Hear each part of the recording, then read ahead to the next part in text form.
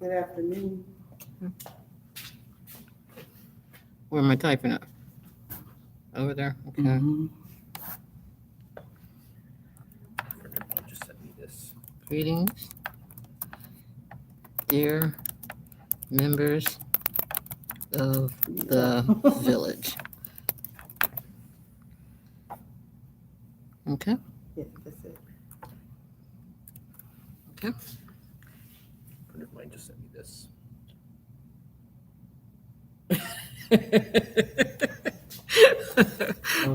Damn right. All right, what are we doing? Okay, that's it. Send. Yeah, send it. There you go. Okay. Okay. Now we gotta send it to Janet.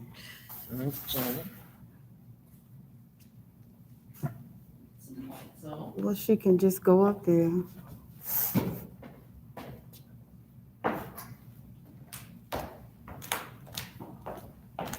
I like that.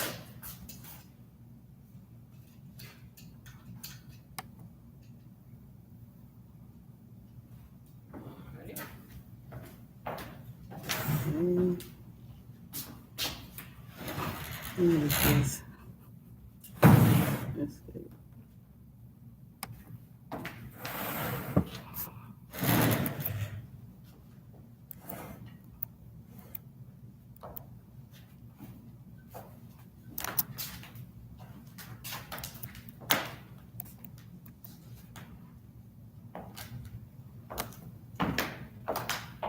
Or she can just go online and click to your website. She could just go online and join to your website.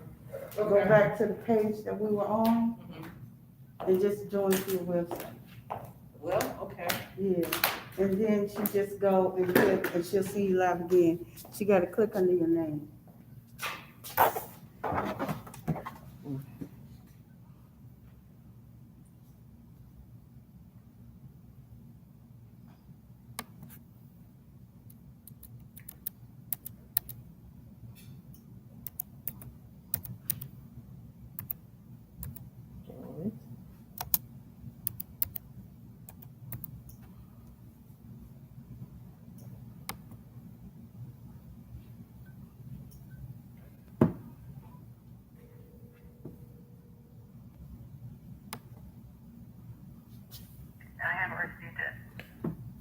Have we sent anything, Darlene?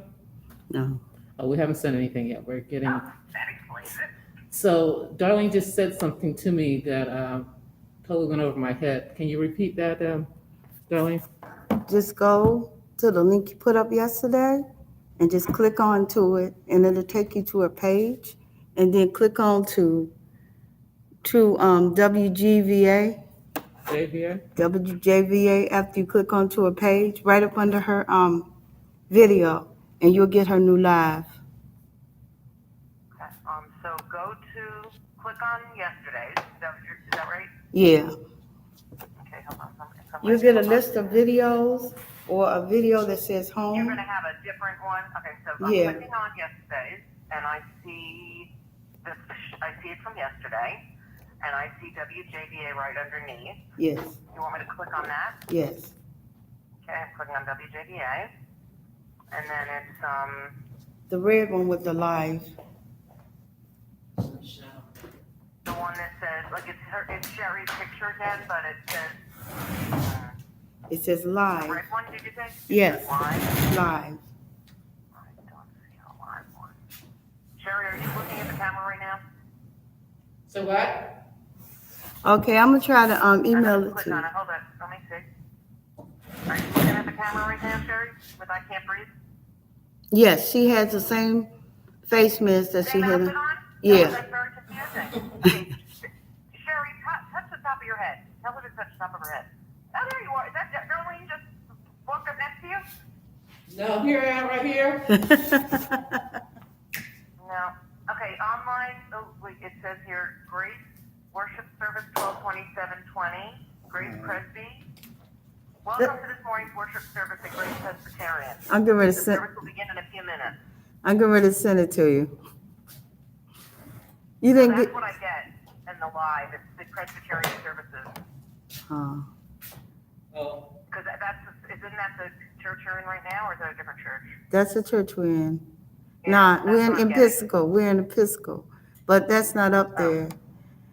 It's the same as she hit on yesterday. You know, I saw it for a minute and then it went away. Okay. Can you walk up next to her again? Walk up next to Sherry. Because I can't tell if that's from yesterday. We're waving our There's hands. something. It Okay, has I like, can see it now. Okay, I got it. I You got got it? now. Okay. that's So it. copy video URL at current time. Copy video. But it keeps changing. If you go on there, it changes to the some Presbyterian church service. I don't know why. Oh, wait, that's all right. I'm copying it and sending it to you. Okay, very good. I'll give it a whirl. By email? You're gonna send it by email? I think so. Sure, can you get your account so I can send this? What am I doing? At first I see you, and then it changes, and then immediately what comes up is a church an announcement for a church service. No. Episcopalian or Presbyterian? No, it's just hold it. No. What's it to you? No. It says, "Welcome to this morning's worship service at Grace Presbyterian in Springfield, Virginia." No. No. I'm telling you, that's what it listens to. I understand that's crazy. I'm just telling you that I'm looking at your video, and then that's what happened. So where do you need me to go? To email. Live. Let me go back. To where? Email. Your Okay, email. you're To my on. email, I can see you okay. again. I can see you. And then let me get the link before it switches, and let me see if that works. Copy video URL at current time. Okay. Let's see. Let me see. All right, this is Sherry Bailey 500 Gmail. That's it. Okay. And she got the, Okay, I think I've got it. Let You- me put it in here. Hold on. You need me to send it? I'm sending. Oh, okay. All I need is just to find the email. All you gotta do is, go ahead and compose. Type in her email. Oh, type. Oh, I think I got it. Stand by. She got it yet? Thanks. Maybe. Hold on. Give me 1 second. I'm just Okay. going to test Better it, see what compose. happens. Here we go. Give me a second. It's so funny how it switches to that. It must have something to do with the fact that you're doing something in the church. I don't know. I think it's God talking to us, huh? There you go. Thank I you. don't want to go that far. I can do it. Oh, you got it? Okay. All right.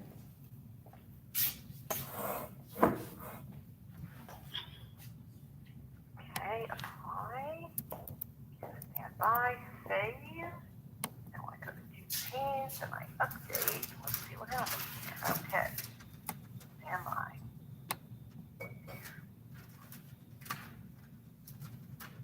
Okay.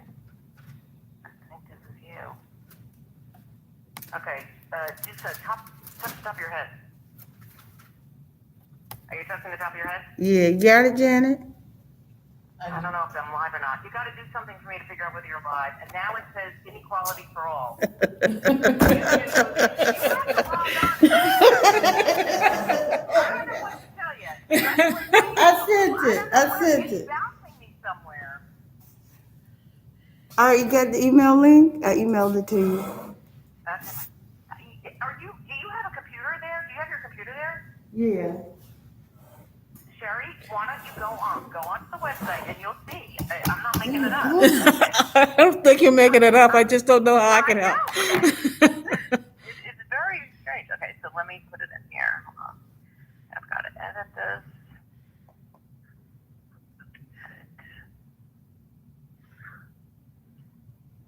Okay. I think you're gonna have to come back on live. Are you still up there? Oh no, you're still up there. It says PTA-Live. Mm-hmm.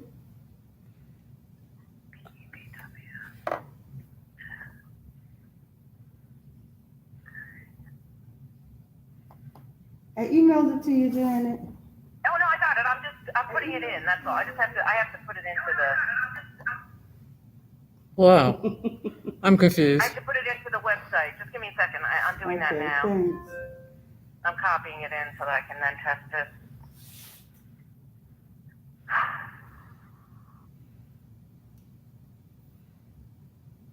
Okay, save.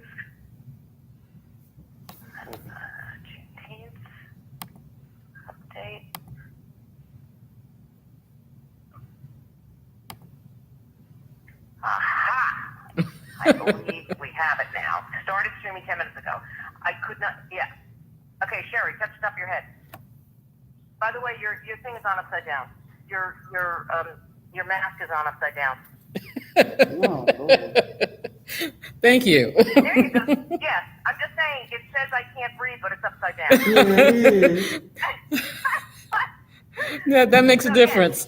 You are online, you're linked to a live stream from the website now. Okay. So you can see what we're doing I saw now. you change your mask. Oh, Now you're all right. standing. Yeah, I can see it. I can see the seating. Are there any shades on those windows? Yeah, I see you doing a little dance there. You gonna do a little dance for me there? This is so eerie. This is weird. I'm spying on you. Let me see if check the lighting on this. Say again? The lighting. Are there any shades on there's no shades on those windows in the back, are there? No, we're working on trying to figure something out temporarily Okay, today. sit down. It's a little better. It's a little better than yesterday. Yeah. Do you have any lamps you could put on the stage? They're locked up. So do you have your computer with you, Cher? Yes. So you should log on, and then you can also see what it looks like. You know what I mean? Right. Just log on to Juneteenth and click on the link, and you can see what I'm seeing. Hold on, let me see if I can believe this. Hold on 1 second. Because sometimes it's yeah, I think that's better. Did you move it back? Did you move some of the seating back or something? No, we moved the table closer to the stage. Okay. It was being impacted by the fact that we have to plug into, in the floor we've got where the plugs are, and we don't have extension cords. Right. I got it. But I think you might find it interesting. So you're talking, but I can't hear you right now. Hold on 1 second.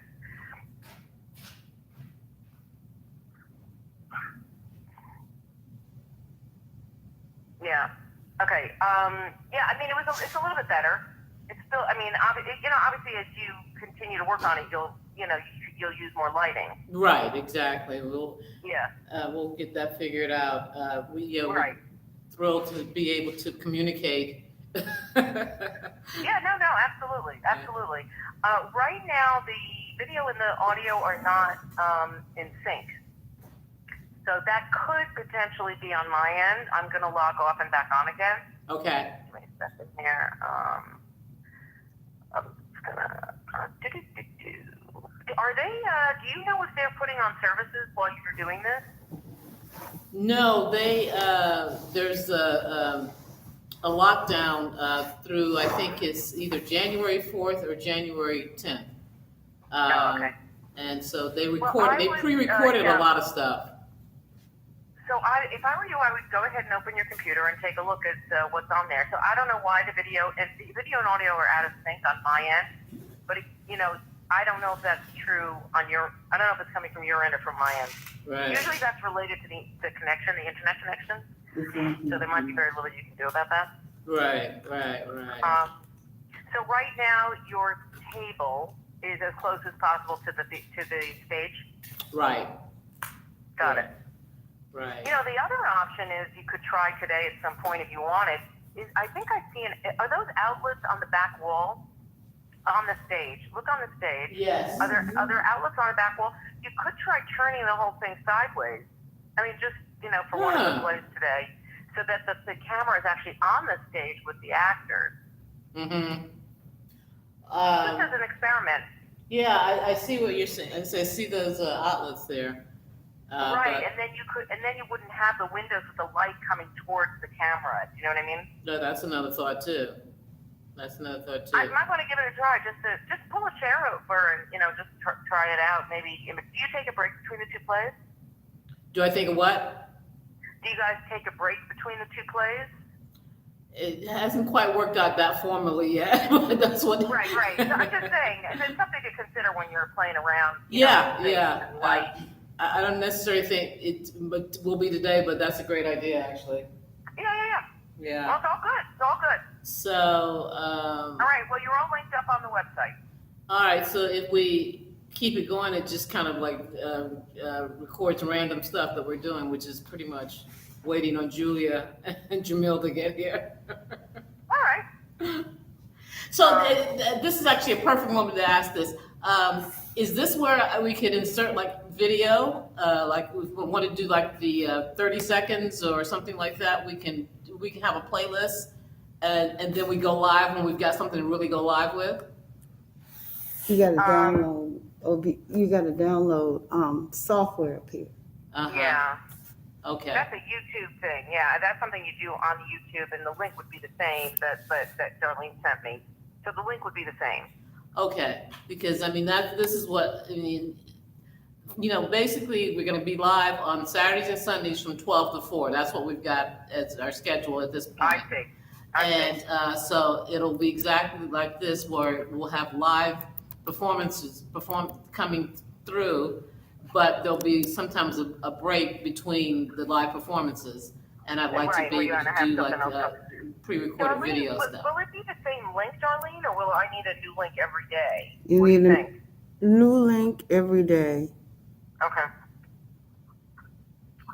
Because right now, there's only a link to today's live thing, because I have to replace that, yesterday's link with this link. Right. Yeah. And so I can, but the other one, the video I think is on YouTube. I can probably get a link to that and, include that also. So existing videos can have links that keep working over time, but the live ones, I think, Darlene, I don't know correct me if I'm wrong, you need a new link every time you start Yes. doing a live. Yeah. Yeah.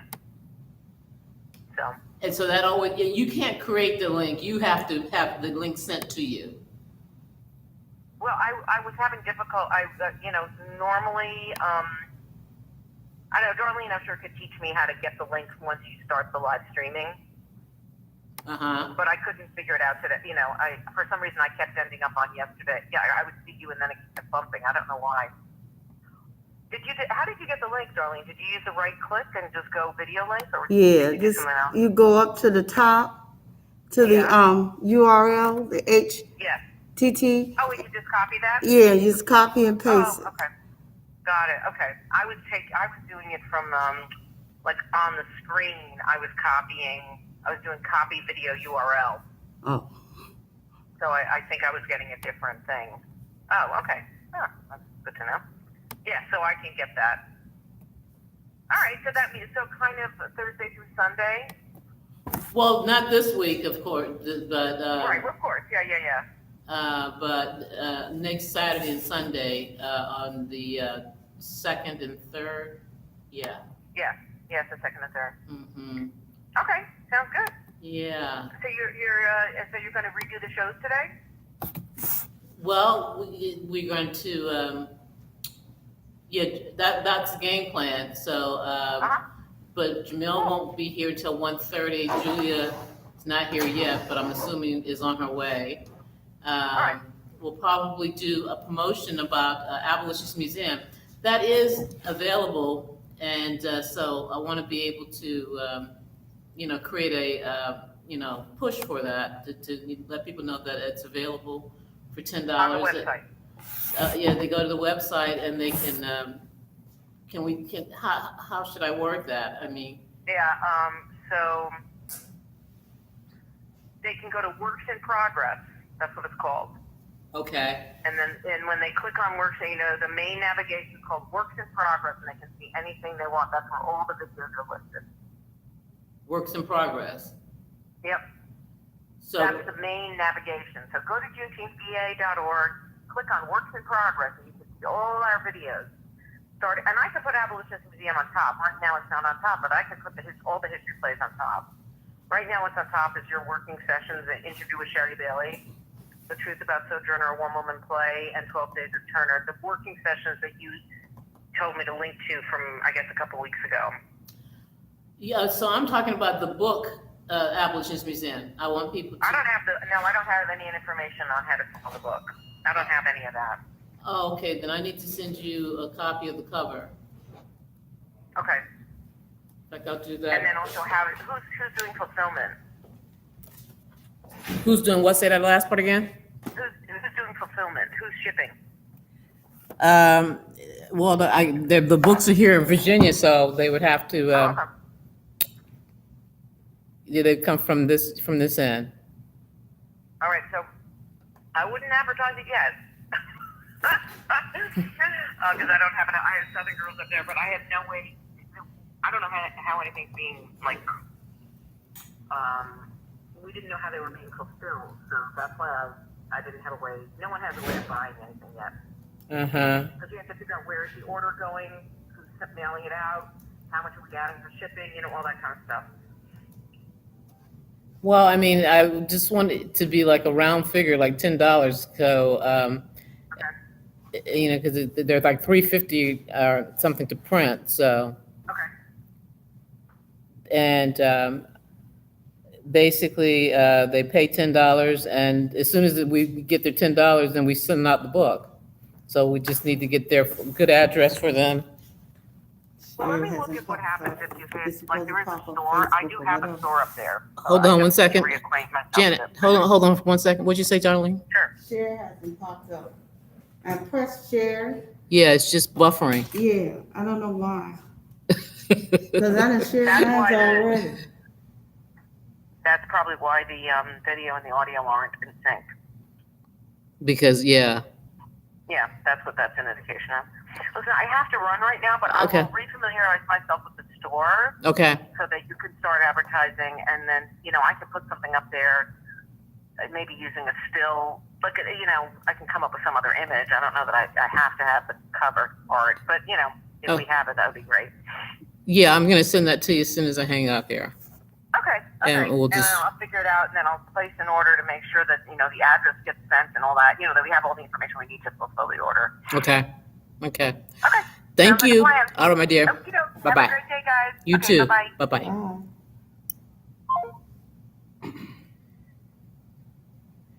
Okay, I'm going to send her a picture.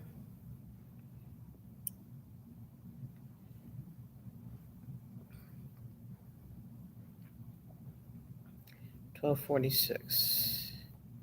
That's not what I want. I want to take a picture.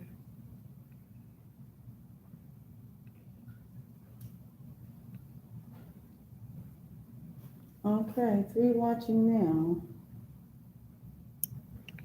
Well, they're getting a real show, aren't they?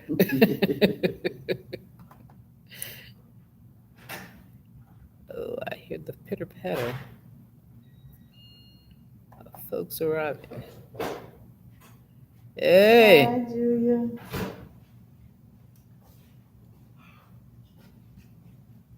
let's see here.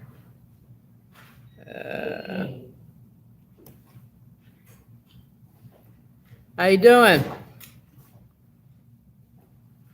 Phone. Gallery, that's what I'm looking for. How you doing, Julia? Not too great. Uh-oh. What's going on?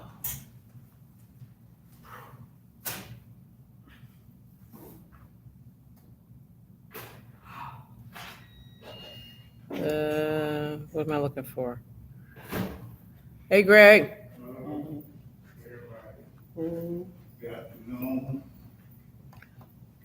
Hola. What else? How do you say hello? Hola. In multiple languages, you know. Hola, the Spanish. All right, and then we kind of stop. Yeah. Aloha. Bonjour. Bonjour. Who's this? How do you say it in Dutch? Probably something that sounds almost like who's this? That's German.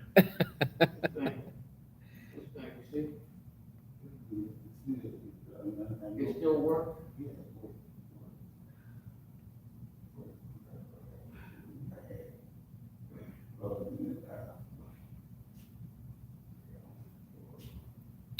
Once you catch your breath, sign in and take your temperature, okay?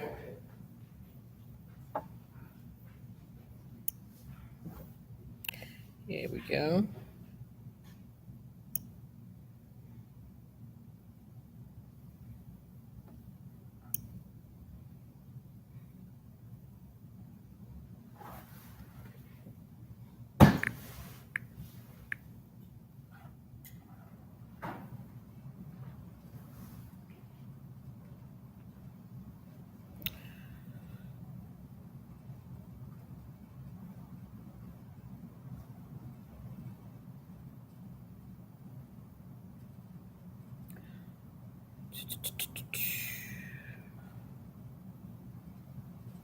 See?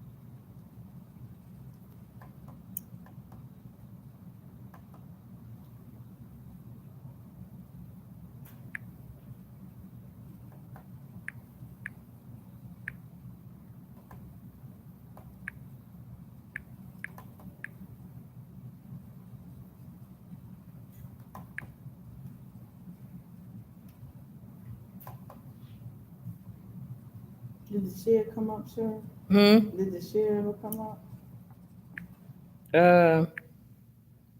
On my phone? No. On the laptop? No. It's still buffering. So what I probably do is close that share and then try it again. Close that one. Yeah, just close the little white box. Okay. It's closed. All right. And then I'm going back to, when I get back up there, I'm going back to this. Okay. You gotta be on this page and then go to share. And this will pop up. I'm wondering why it's popping up on my page. Because it likes you. Doesn't like me, apparently. So you can share that with your Facebook friends. Well, I don't know what you just did, right? So if you would please come do it over here, I'd be much appreciative. Okay. All right. So Julie, All you gotta do is just point it and hold it. want to do a promo for Appalachian Museum with Lincoln, Truth, and me. Okay. You wanna try to do abolition? No. We want to do just the Gettysburg Address. Oh, And we got a book here. We got scripts in front of it. You don't have to memorize anything. okay, so we're doing this, what, 1 o'clock? Well, no, we'll start with Sterner Truth. Oh, no. You want to start with this? No, I was just waiting for my girls to get here. Okay, well then let's Because I thought we was gonna do the Nat Turner first. We were supposed to. Yeah, Jamil's not gonna be here until 1:30. Can't get him here until 1:30. No, Hopefully I- 1:30. So I told them that, Nat Turner was coming on, so I guess they feel like they gave them more time to get here. Okay, we'll wait till they get here. We can wait till they get here. Okay, the project, this, that right there. Yeah, I want you to,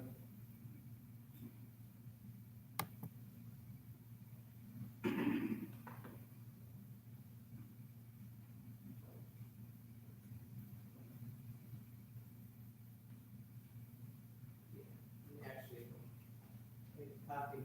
Just kind of mark it.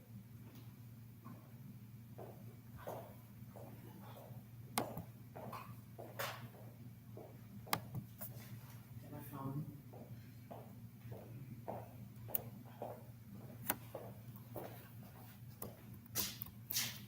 You still, what people gotta people, and, then, let's burn this flag. Yeah, I want to end it with. And I still with the let's burn this Yeah, flag. exactly. But I'm gonna split up the rest of it between the three of us in terms of, because we got everybody who's doing it in this play. But for just the commercial here, I'm gonna go make some copies now and figure out who's doing which one.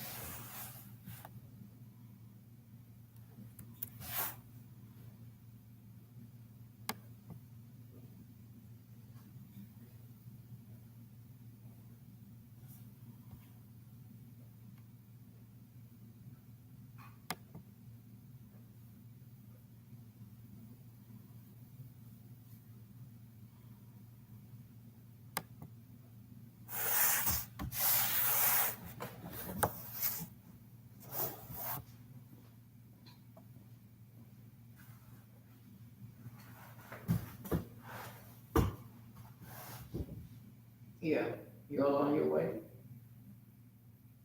Okay. All right. I couldn't get in contact with nobody except Natasha. She said they on their way, so.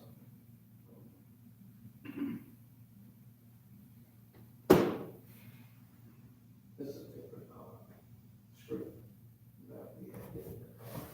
She wanted to do script.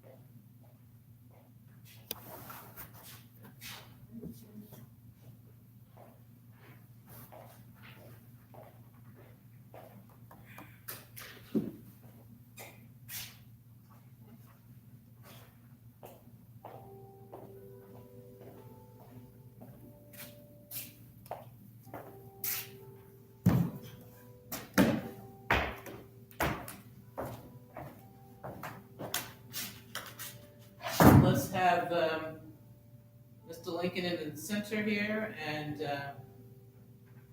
like you, Sojourner over here.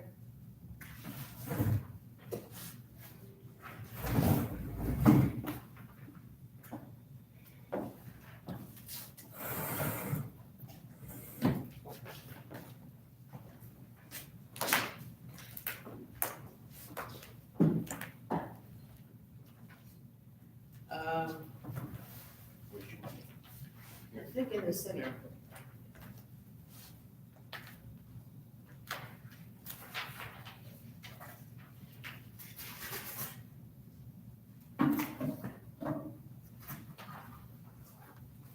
Should we do the podium in the center? Let's do that, yeah.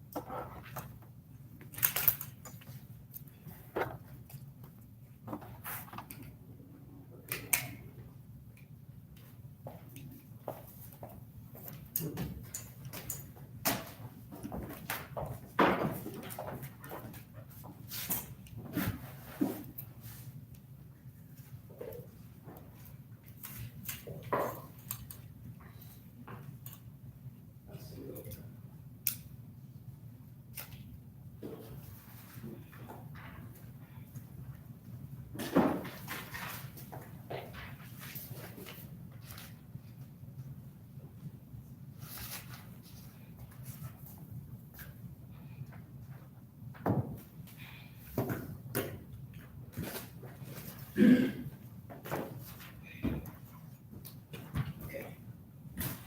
We're missing. Over here.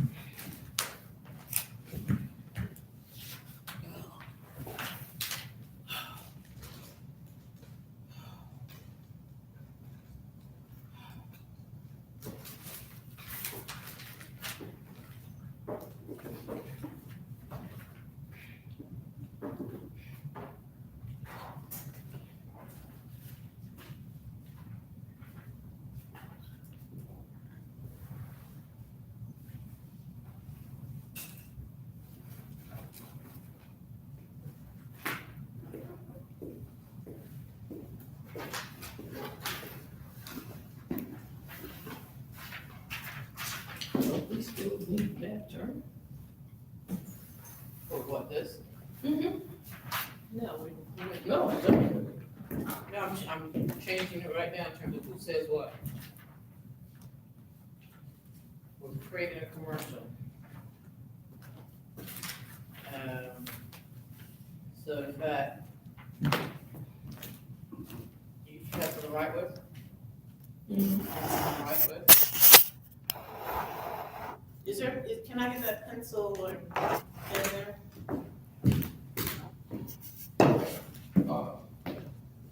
So I'm gonna have to fill in for some of the lines. Right. Figuring that out right now.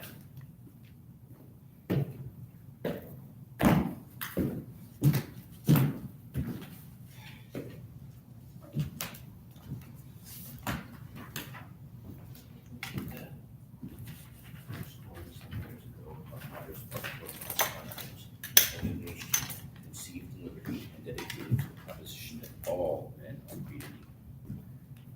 Now we are engaged in today's school, testing whether that we have, or a nation so conceived, so dedicated, and long endured. We are met on a great battlefield without war.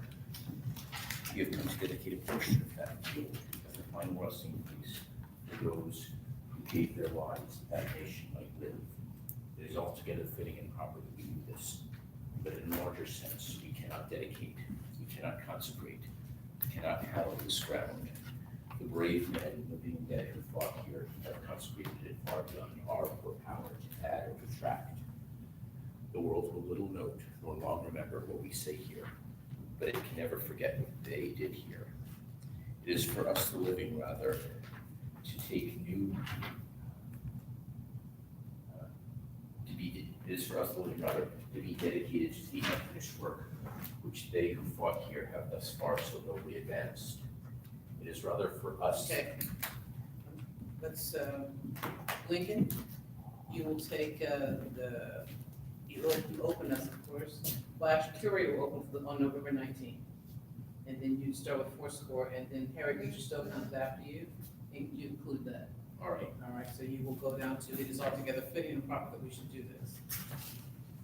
Julia, you see, just above your first entry, you have the brave men, living and dead. Okay. Nat Turner's before you. You pick it up. Nat You talking about where I say the brave men? Well, yeah, but you also take Nat Turner, the line before you. Okay, What, in a larger sense? I take the Nat Turner. Mhm. Uh-huh. And then after that is Sojourner Truth, the Right. brave men live, so you keep that. So that's what you go, that's the first change for you. Okay, what else, is that it? No, then Lincoln does his line, the world will little know, no longer remember. And then you, Harry Tubman line, you take that. It is for us the living, rather, on the top of page 23. It's for, okay, That's you. it's for us, the living around, okay. What else? You just take that Harry Tubman line. Okay, I'll take the Harry Tubman line. All right, and then Lincoln, I want you to come back and take Frederick Douglass line. It is rather for us to be here dedicated.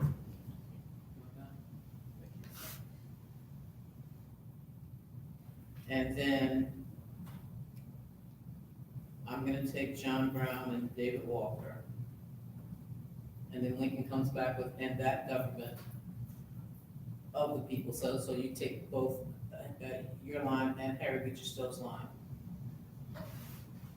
Okay, now, the part where, for the people, before the people, No, you don't take that one. We're gonna get that. who's got that? That's gonna be me, because then Lincoln follows with shall not perish from the earth. Okay, and then I come in, and then With God bless America. Right, but, there was another, let me see. Harry Beecher, okay, what's Harry Beecher? Okay, you're talking about, the people, I guess, then. Yeah, exactly. You don't have to, you don't do that one. Your last one has been, you've taken the, Harry Tubman at the top of 23, Miss Forrest Living I Rather. got the Harry Tubman. Mm-hmm. And then your next time will be God Bless America. Okay. So, only thing I'm doing is that Nat-Turner line before the Sojourner Truth line, Mhm. and then the Harry Beecher stove, You're doing the Harry Tubman line. and then after that, then back to, Sojourner Truth. Exactly. Okay. It's not just Harry Beecher Stowe, it's Harry Tubman, Oh, wait, the top of 23. on top of 23, Yeah. okay. It is for us to living rather, to be dedicated to the unfinished work which they who fought here, but thus far so nobly advanced. Okay, the Harry Tubman, right? Exactly, It is right. for us, the living, Mm-hmm. okay, and then after that, then it ends with the Sojourner Truth, Exactly. okay. All right, you want to try running through with that?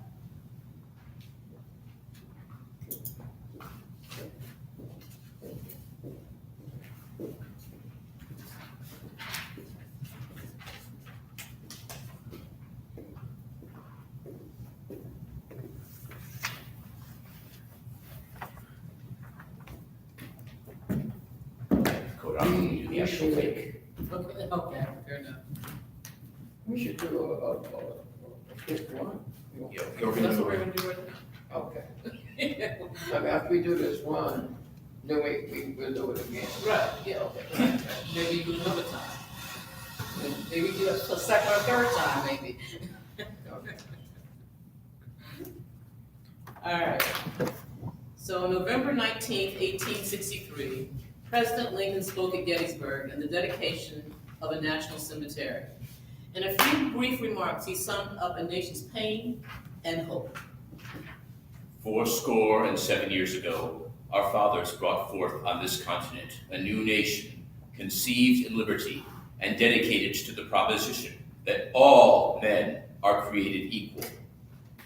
Now we are engaged in a great civil war, testing whether that nation or any nation so conceived and so dedicated can long endure. We are here to dedicate a portion of that field as the final resting place for those who gave their lives that that nation might live. It is altogether fitting and proper that we should do this.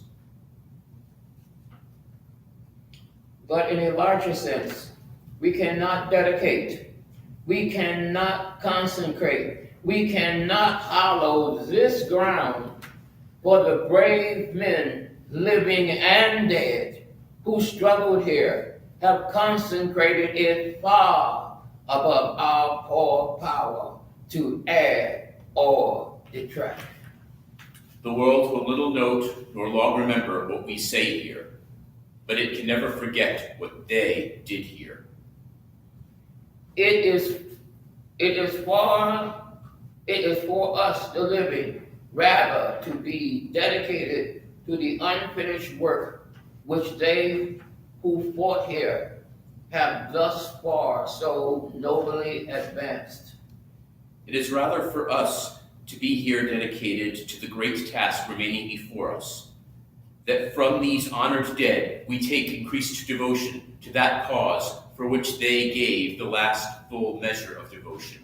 That we here highly resolve that these dead shall not have died in vain, that this nation under God shall have a new birth of freedom, And that government of the people by the people, for the people, shall not perish from the earth.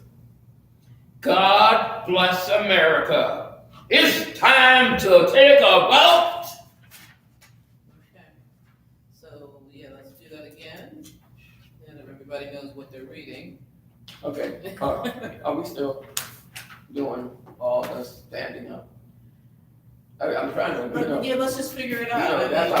that's how we did it, that's the reason why, that's why I'm asking. Yeah, right. You know. This is like a different thing that we're doing in terms of that. So what makes most sense to you? I mean, I think I just mean, stand on that. you know, when I start with it's best for me to do that standing up. Yeah, well, then that's. So, I can go ahead and do my lines that, All of them, or just from the, just, at the end? because it's only a little bit, Yeah, it's only a little. Well, for dramatic effect, what if I start standing and each of you stand on your first line and then remain standing next to me as we go back and forth? okay, I introduced it, so. Yeah, because I don't know if you wanted him to stand up because you need to focus, to be on Lincoln. If so, then it would make sense for us to sit down. I think we start off sitting down, and yeah, Lincoln stands, and then we kind of stand, at the appropriate moment, kind of thing like that. And we can figure out where that is, Okay, yeah. because, So what if you deliver the introduction sitting down, because that's kind of a detached narration thing, Mhm. but then stand when you're joining in the speech, because that's when you're becoming part of it. Okay, so sitting when I introduce, and then when I become a part of the dramatic part, that's when I stand up. Is that what you just said? Yes, does that make sense to you? Yeah, it does. Because I realize that because I open it up, and then basically you two go back and forth until we get to the end. And so, yeah, I know when it gets close to me, I shut up. okay. So Let's now, try that. do you want me to start out standing while you narrate, or do you want me to sit or stand up after you do the narration and I deliver the first lines? I think you're sitting when I do the introduction, and when you stand up, you can look out over the audience for give yourself a couple beats there. All right, let's try that. On November 19th, 1863, President Lincoln spoke at Gettysburg in dedication of a national cemetery. In a few brief remarks, he summed up a nation's pain and hope.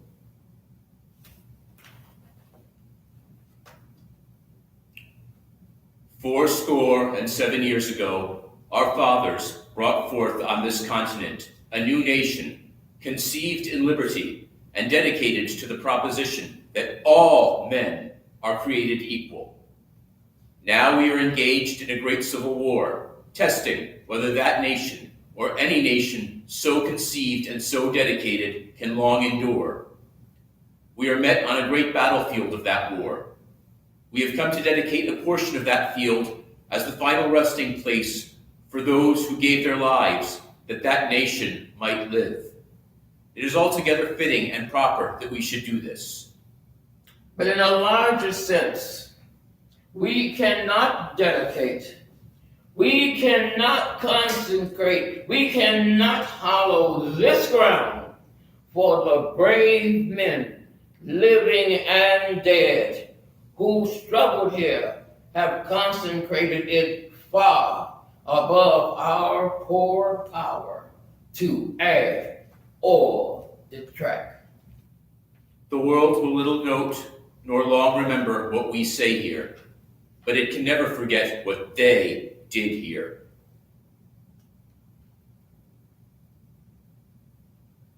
Oh. It is for us, the living, rather to be dedicated to the unfinished work which they who fought here have thus far so nobly advanced. It is rather for us to be here dedicated to the... Sorry, this bit's always one that gives me, that trips me up. It is rather for us to be here dedicated to the great task remaining before us, that from these dead we take increased devotion to that cause for which they gave the last full measure of devotion. That we here highly resolve that these dead shall not have died in vain, and that this nation under God shall have a new birth of freedom. And that government of the people, By the people, for the people. shall not perish from the earth. God bless America. It's time to take a vote. Okay, let's do it again. Julie, there is a typo. In a larger sense, we cannot dedicate, we cannot consecrate, we cannot hallow. It's not hollow, which is what it has there, but it's the A. Yep. Okay.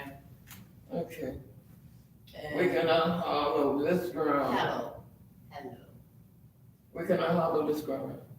With the A. Okay. Hallow. I always remember I always had a problem with that word. Yeah, it's kind of a tricky one, but it's hallow, not hollow. And, Hallow. It's hallow. You have to hollow the ground to bury someone. you can, Isn't it? It's hallow, right? Hallow. hallow. Mhm. Hallow. Mhm, mhm, mhm. We cannot hallow this ground for the brave men who struggled here have all for the brave men living in here who struggled here have constant. And then, Greg, Lincoln's, Douglas line there, that from these honored dead. Did I dishonor you? Dishonored, yeah. All right, let me run through that passage 3 or 4 times, just Okay. on its own, see if I can get down. We got nothing but time, y'all. It is rather for us to be here dedicated to the great task remaining before us, that from these honored dead we take increased devotion to that cause for which they gave the last full measure of devotion. It is rather for us to be here dedicated to that cause, it is rather for us to be here dedicated to the great task remaining before us, that from these honored dead we take increased devotion to that cause for which they gave the last full measure of devotion. It is rather for us to be here dedicated to the great task remaining before us, that from these honored dead we take increased devotion to that cause for which they gave the last full measure of devotion. It is rather for us to be here dedicated to the great cause remaining before us, to the great task remaining before us. The great task. It is rather for us to be here dedicated to the great task remaining before us, that from these honored dead we take increased devotion to that cause for which they gave the last full measure of devotion. It is rather for us to be here dedicated to the great task remaining before us, that from these honored dead we take increased devotion to that cause for which they gave the last full measure of devotion. Okay. We'll take it from November 19th. How about that? On November 19th, 1863, President Lincoln spoke at Gettysburg in the dedication of a national cemetery. In a few brief remarks, he summed up the nation's pain and hope.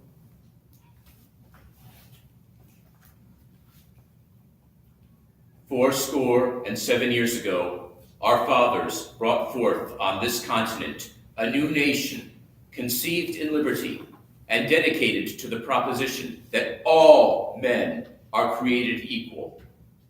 Now we are engaged in a great civil war, testing whether that nation, or any nation so conceived and so dedicated, can long endure. We are met on a great battlefield of that war. We have come to dedicate a portion of that field as the final resting place for those who gave their lives that that nation might live. It is altogether fitting and proper that we should do this. But in a larger sense, we cannot dedicate, we cannot consecrate, we cannot hallow this ground. The brave men, living and dead, who struggled here, have consecrated it far above our poor power to add or detract. The world will little note nor long remember what we say here, but it can never forget what they did here. It is for us, the living, rather to be dedicated to the unfinished work which they who fought here have thus far so nobly advanced. It is rather for us to be here dedicated to the great task remaining before us, that from these honored dead we take increased devotion to that cause for which they gave the last full measure of devotion. That we here highly resolve that these dead shall not have died in vain, that this nation under God should have a new birth of freedom, And that government of the people by the people, for the people, shall not perish from the earth. God bless America. It's time to take a vote. I thought you were gonna stand. I thought you were gonna stand. Changed your mind? My back, Oh, yeah, my legs, everything, I'm boring. okay. That's Well, why I got fine. my cane today. I got you. Let's do it one more time. I think that was a good one, but let's do it one more time. Okay, so One more rehearsal. Yeah, one more time. I'll stand when you're the most important. Okay. Okay. Okay, all right. On November 19th, 1863, President Lincoln spoke at Gettysburg in the dedication of a national cemetery. In a few brief remarks, he summed up a nation. In a few brief remarks, he summed up a nation's pain and hope.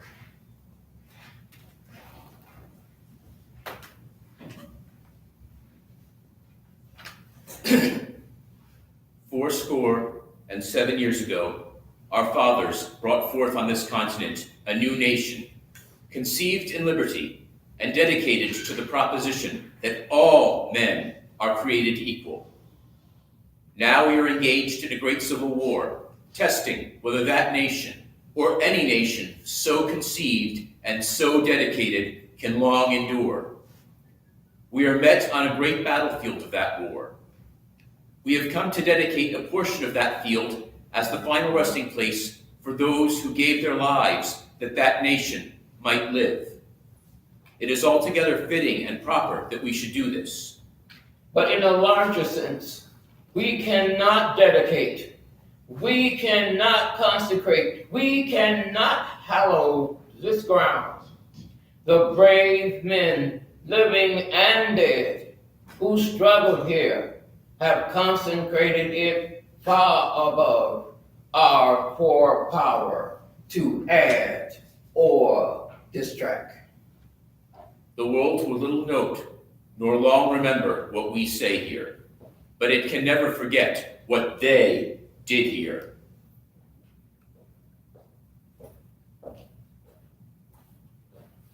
It is for us to live in.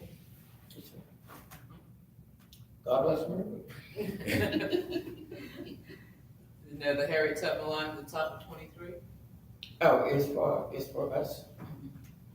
It is for us the living, rather to be dedicated to the unfinished work which they who fought here have thus far so nobly advanced. It is rather for us to be here dedicated to the great task which they who, the great task remaining before us, that from these honored dead we take increased devotion to that cause for which they gave the last full measure of devotion.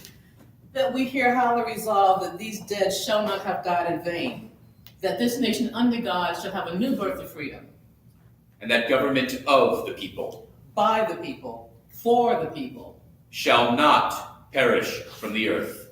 God bless America. It's time to take a vote. So, and then, okay. I'm going to step there. This is, the Gettysburg Address appears in this play, Abolitionist Museum. In the play Abolitionist Museum, we have 8 historical figures, including Abraham Lincoln and Sojourner Truth, joined by Nat Turner, David Walker, Harriet Tubman, John Brown, Frederick Douglass, and Harriet Beecher Stowe. And they are wax figures in a museum, and the museum curator brings in a Confederate flag And these 8 historical figures have a debate about whether or not to burn that flag. And we would hope that you would want to be a part of the Abolitionist Museum, and you can do that by buying a copy. You go to our website, www.juneteenthva.org, and you can order a copy of Abolitionist Museum. The cost is $10, and we will ship it to you, and you can join in and be a member of the Abolitionist Museum family. So thank you, Mr. Lincoln and Ms. Truth, for your participation today, and we are excited to invite you to the live edition of Portsmouth Theater Academy. This is what we do on Saturday and Sundays from noon to 4 o'clock. We go live, and we hope that you will join us as we experience what it means to be a member of Juneteenth Virginia. Our mission is to help America heal from the wounds of slavery without shame or blame. Thank you. All right, welcome, family. Will you all sign in the table over here, and we can take temperatures? Anybody know how to do all of that? Because if you don't, we'll come and, oh, thank you. Maybe see. Hmm? The lady here, she doesn't have any words. Hello, hey, Miss Barbara. Sure. We can get started with the. I didn't do I was doing one hand, temperature. Oh, okay. We gonna do abolitionists again, that was it. That was it. Why you didn't tell me? I told you. I was gonna put on the code for the final take, okay. Oh, we'll do it again then. We'll do it the final one, okay? Fair enough. What's the name? He's not here. Okay, let's do that one more time. That's the great thing about, being in your own space. We can do whatever we want to do. Yeah. Besides, I think I flubbed the line that Frederick Douglass usually gets on that last take anyway. All right. Everybody's a perfectionist. I mean, if it's going out as the commercial. Yes, you're right. I absolutely agree. I just always have trust in Darlene and her editing. She can just kind of make things work, so. Let me run through the rest of them. I'll be right back. Darlene, did you film multiple takes of the rehearsals? Or did you just film the last one? I get it all filmed. She films everything. Okay, Yeah. well, Hey.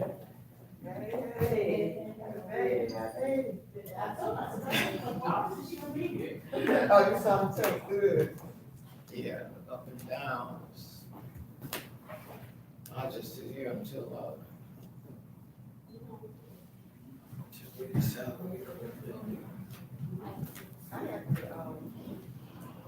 It's just a matter.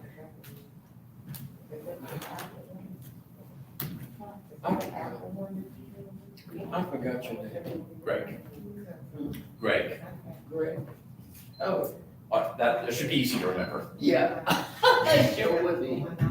Okay. I'm terrible with names. What's the other guy? Jamel. Jamel? I don't remember that.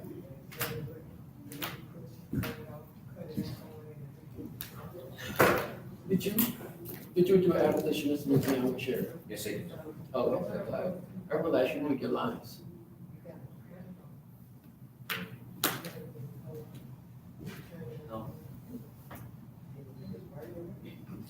The brave men and women who struggle here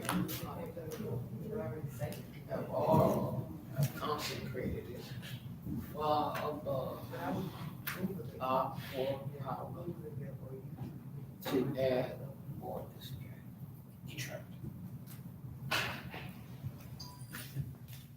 There were women who disguised themselves as men and fought in the Civil War. I don't know if any have been identified as fighting any Gettysburg or not.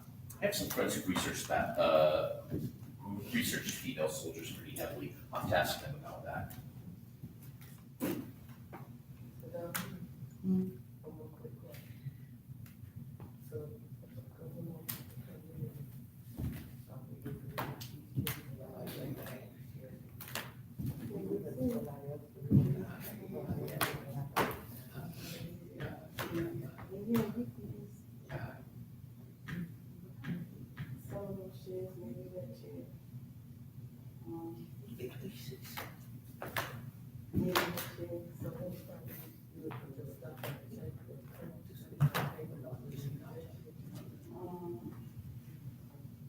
Sure.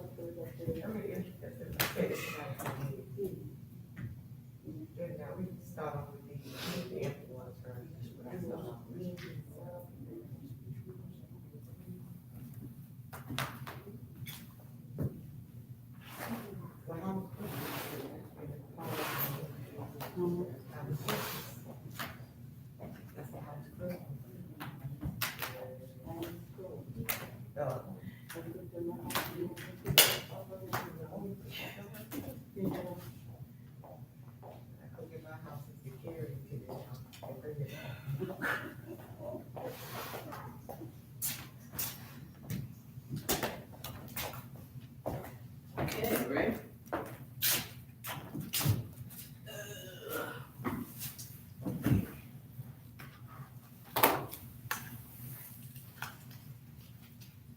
And if we don't get it in the first take, we'll just say bad, go with the short seat version. Well, we've got the luxury of being able to do it until we feel comfortable. Whoa. Glad that happened now. Hey, Jamel?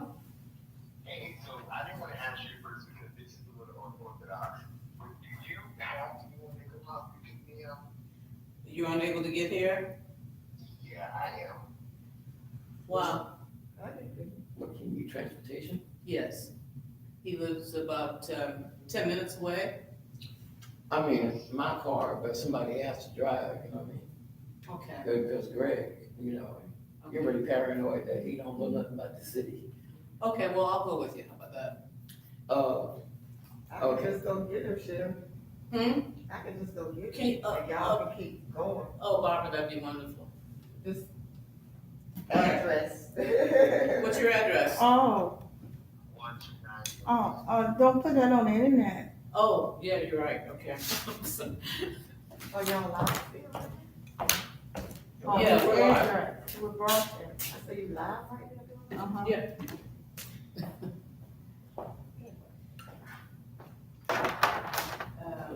Yeah, don't want to dox, he doesn't want to dox himself.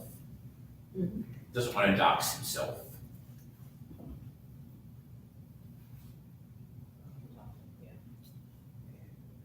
Okay, good.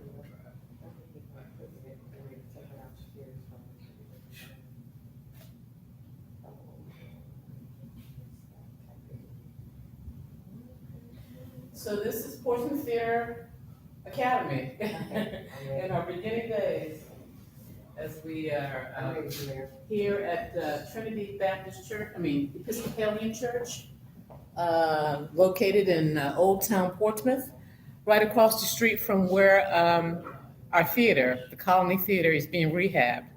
So we are able to continue with programming. And today, we are going to see Julia Wiley in the work that we've been working on about Sojourner Truth. It's going to be a one-woman show that talks about this great abolitionist, Sojourner Truth. And we have been working on this for many years, actually, because Julie, would you say, over 10 years we've been talking about it, right? Because we've been doing Abolitionist Museum. Yes, yes. Doing Abolitionist Museum, Mm-hmm. I developed a interest in my character and started doing more investigations into her life. Mm-hmm. And I have been studying her for some years now. Yeah, so again, Abolitionist Museum, the book, available for $10. And here we have Sojourner Truth, her image right there. And she was an incredible force of nature there. And we've discovered a lot of interesting things doing the research about her. I guess probably one of the most significant would be something that she's famous for, a speech called Ain't I a Woman? And what's the story with that, Julia? What's that? What's the story with Ain't I a Woman with Sojourner Truth? That it was a false representation of her speech that Francis Cage wrote. I believe it was in 1897. which was 7 years I thought it from was when the 12. original speech was given at the Women's Convention. Right, right. So, there's a lot of people that's trying to put out the word, what the real speech was. And we're just following in the footsteps of everybody else, trying to make sure that people know that that was not the speech that she gave. Yeah, pretty interesting stuff. Even back in the 19th century, dealing with libel and fake news and all sorts of issues that we think are our modern day issues but have been around for quite a while. We are, you trying to turn my phone off? I was trying to turn it down so it won't ring again loud. Yeah, it has a tendency of a mind of its own I don't see the volume, but there's a on the right-hand side. Mhm. All right, so now we're gonna do one or two more takes of this commercial with the Gettysburg Address, and Barbara is going to pick up Jamel, who is playing the role of Nat Turner in the Confessions of Nat Turner. I'll take it. Ooh, like those boots. Can we get a shot of those? You gotta get a bit of time. They are quite stylish. Indeed, they are. Okay.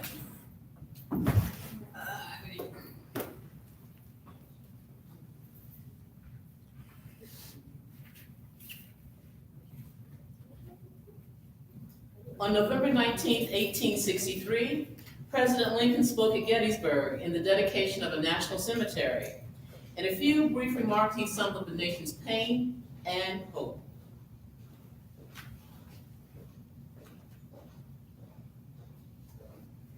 Fourscore and 7 years ago, our fathers brought forth on this continent a new nation, conceived in liberty and dedicated to the proposition that all men are created equal.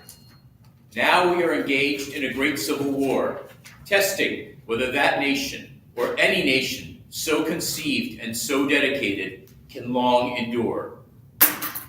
We are met on a great battlefield of that war. We have come to dedicate a portion of that field as the final resting place for those who gave their lives that that nation might live. It is altogether fitting and proper that we should do this. But in a larger sense, we cannot dedicate, we cannot consecrate, we cannot hallow this ground. The brave men, living and dead, who struggled here have consecrated it far beyond our poor power to add or detract. The world will little note nor long remember what we say here, but it can never forget what they did here.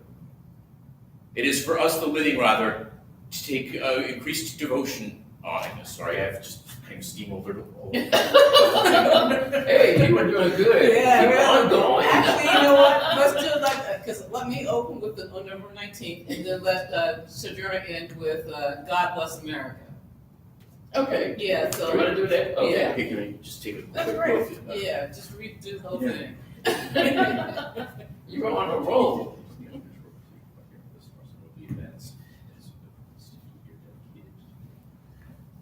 Can I give you a copy? You did, but you also, but I think you took it back. Oh, okay, sure did. Yeah. You can have that one. All right, so, just.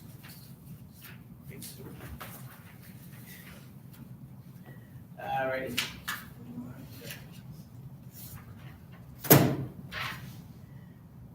On November 19th, 1863, President Lincoln spoke at Gettysburg in the dedication of a national cemetery. In a few brief remarks, he summed up a nation's pain and hope.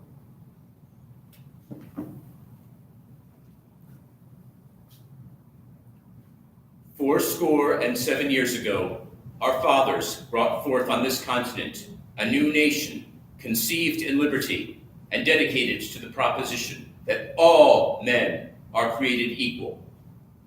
Now we are engaged in a great civil war, testing whether that nation or any nation so conceived and so dedicated can long endure.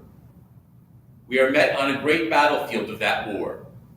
We have come to dedicate a portion of that field as the final resting place for those who gave their lives that that nation might live. It is altogether fitting and proper that we should do this. But in a larger sense, we cannot dedicate, we cannot consecrate, we cannot hallow this ground. The brave men, living and dead, who struggled here, have consecrated it far beyond our poor power to add or detract. It is for us the world will little note nor long remember what we say here, but it can never forget what they did here. It is for us the living, rather, to be here dedicated to the great cause which they who struggled here have thus far so nobly advanced. It is rather for us to take increased. I'm sorry. Take it from it's rather for us. It is for us to live. It is rather for us to be here dedicated to the great cause remaining before us, that from these honored dead we take increased devotion to that cause for which they gave the last full measure of devotion. That this nation, under God, shall have a new birth of freedom, and the government of the people, by the people, for the people, shall not perish from the earth. God bless America. It's time to take a vote.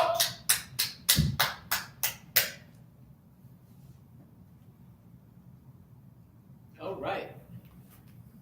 Cut. You want to do one more time for protection? I'd like to actually like, when you get to, by the people, for the people, to be a part of that. Okay. Which one? He gets to, and When the you government, say the 40 people? and the government, Lincoln says of the people. And I say by the people. So you want us to Okay, so you're gonna say by the people, Okay. and then I say for the people? No, you don't say anything until you're mine. God Oh, bless under America. God bless America. Yeah, Okay. yeah. So I'm gonna stand up and say of the people and be excited, and you're gonna cut across all of that with your. Oh. Okay, when he's still gonna say, shall not perish from the earth? Yeah. Okay, so you want me to cut across him before you? No, just I'm gonna be making noise with what I'm doing, but you're gonna, when you stand up, you drown everybody else out. Okay. Yeah, okay. On November 19th, 1863, President Lincoln spoke at Gettysburg at the dedication of a national cemetery.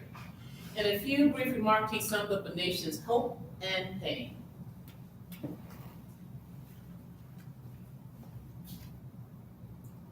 Fourscore and 7 years ago, our fathers brought forth on this continent a new nation, conceived in liberty and dedicated to the proposition that all men are created equal. Now we are engaged in a great civil war, testing whether that nation or any nation so conceived and so dedicated can long endure. We are met on a great battlefield of that war. We have come to dedicate a portion of that field as the final resting place for those who gave their lives that that nation might live. It is altogether fitting and proper that we should do this. But in a larger sense, we cannot dedicate, we cannot consecrate, we cannot hallow this ground. The brave men, living and dead, who struggled here have consecrated it far beyond our poor power to add or detract. The world will little note nor long remember what we say here, but it can never forget what they did here. It is for us, the living, rather, to take increased devotion to that cause which they have thus far so nobly advanced. It is rather for us to be here dedicated to the great task remaining before us, that from these honored dead we take increased devotion to that cause for which they gave the last full measure of devotion. That this nation, under God, shall have a new birth of freedom, and a government of the people, by the people, for the people, shall not perish from the earth. God bless America. It's time to take a vote.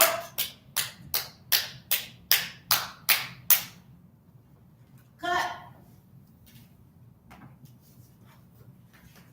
Did I botch the Harriet Tubman line? It is for us, the living others, to be dedicated to the unfinished work which they who fought here have thus far so nobly advanced. We'll find out.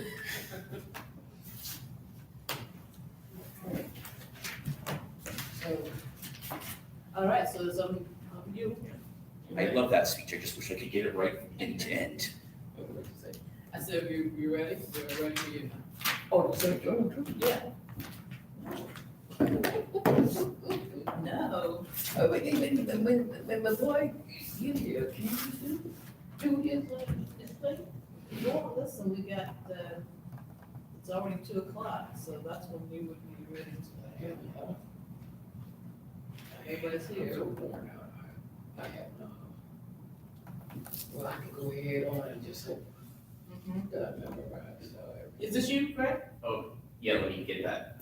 I didn't want the bulge messing up the line of my trousers. Does that hold it? Yeah, you won, yeah.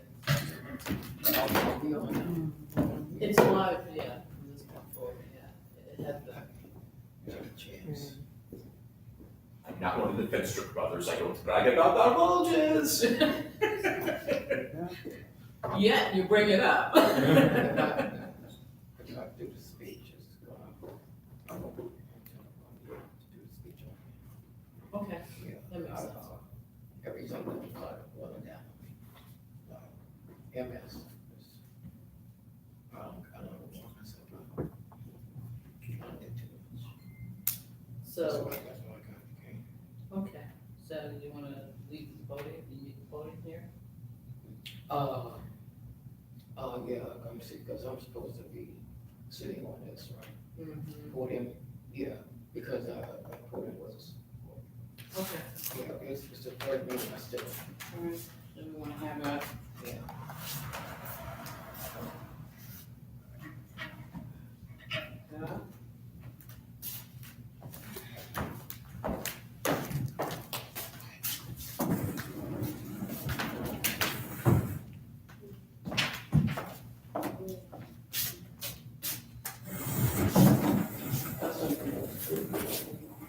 When you start developing this, it could be people, one person over here, you can look like it's like a convention.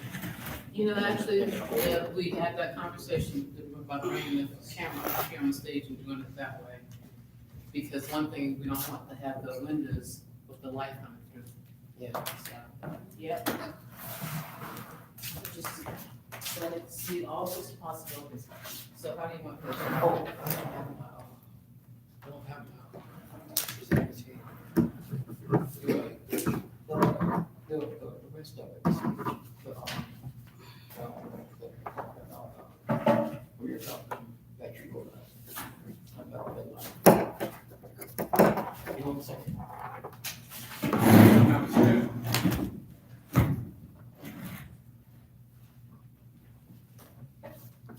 I do put it on the table.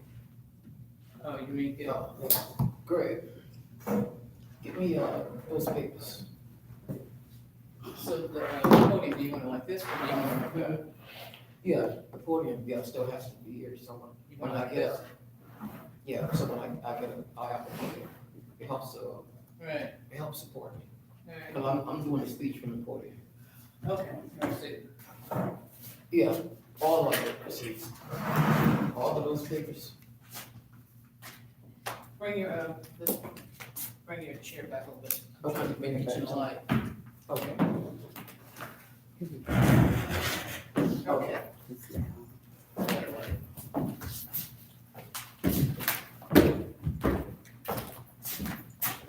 Let me see what you want.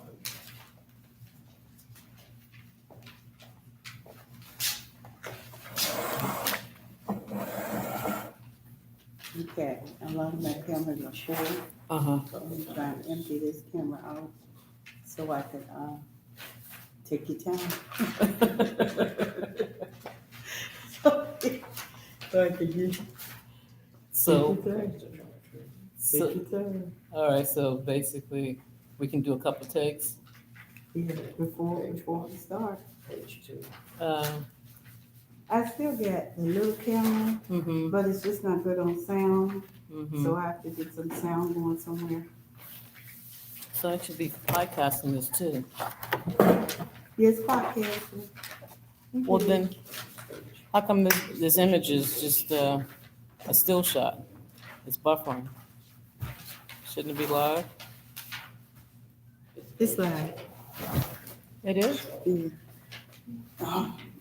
I do page, Let me get this. page 1, I don't know, man. page 1. It looks like, no, it's live. It's live, it's just behind. Oh, okay. Yeah, Greg is still standing at the podium talking. Wow, that's weird.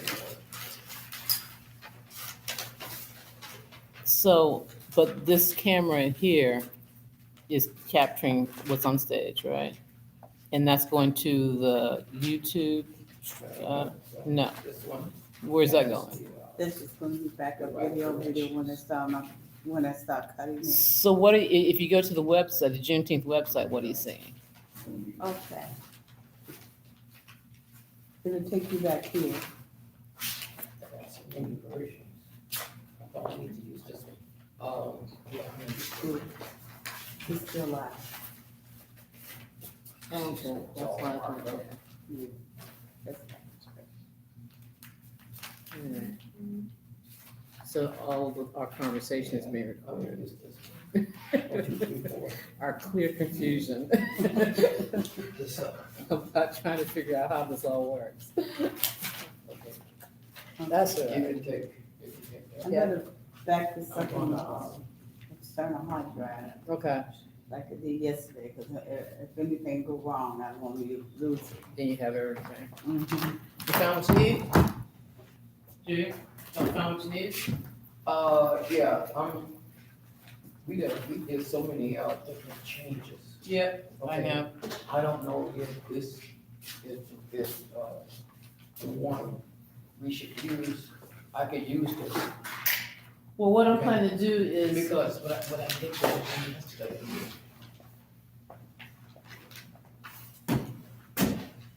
remember I've been emphasizing that we're developing this. I've been emphasizing the fact that we're still developing this.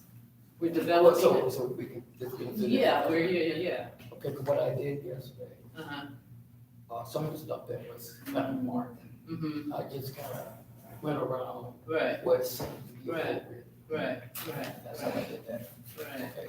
Okay. It's my speech, you see that? Right. And you will use, Yeah. and much use.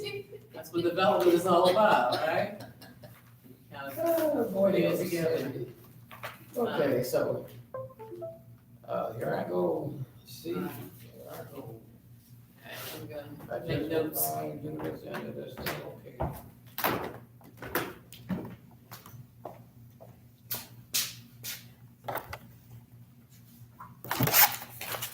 Okay.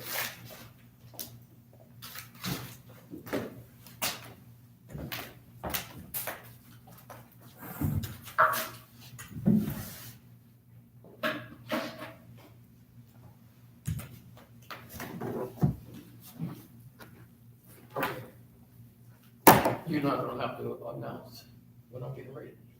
No. Okay, then I'll just start. Mhm. Okay, just let me know when you're ready.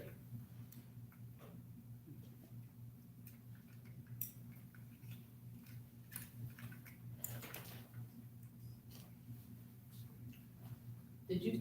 People in the back, I'm getting ready. Something over there?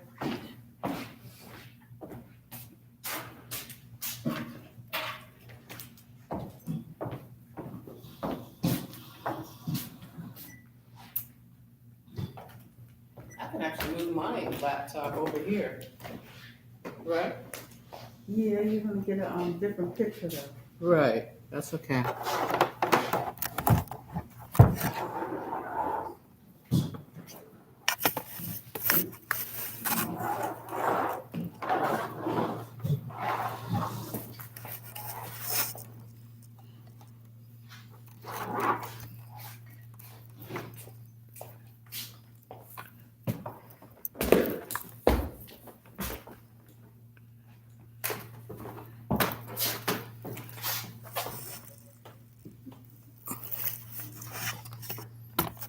Okay.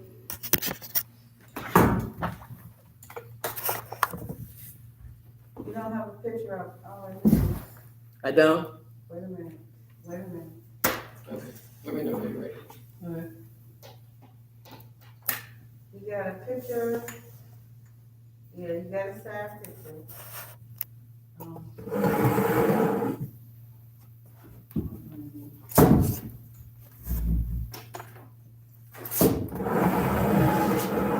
Yeah.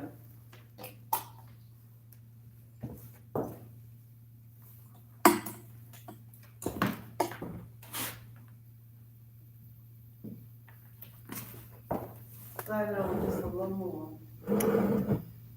Yeah. There you go.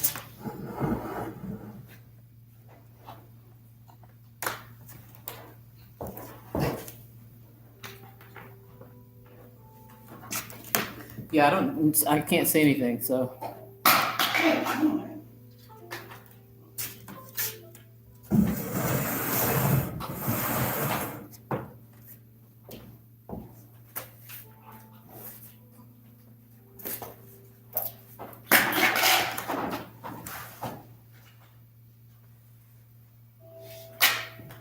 Your camera.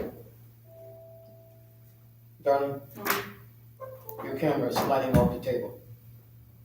Oh, okay, thank you. Thank you.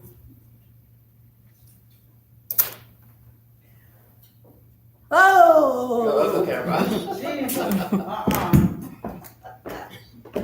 Try to turn it so you can see what's going on. Well, as long as you got the image there, that's good. See, now you see her? On my laptop? Yeah.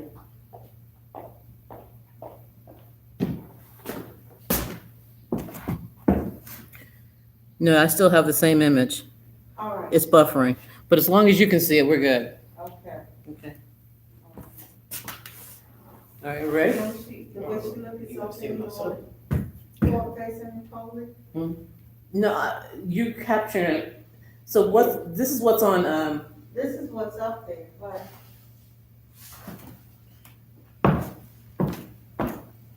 See, where is everything at?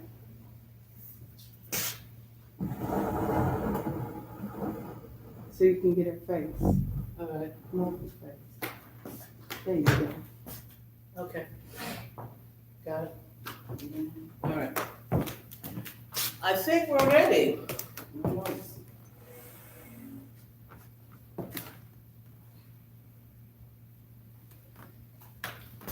Is that too much to the side, Shirley? Look at it.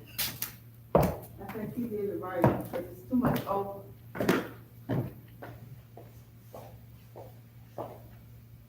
Yeah, Too far over, but, so you can because get it did the look side dark. screen. Okay. So you might can go back to where it was because it's stressful. Lightening it up, it looks good.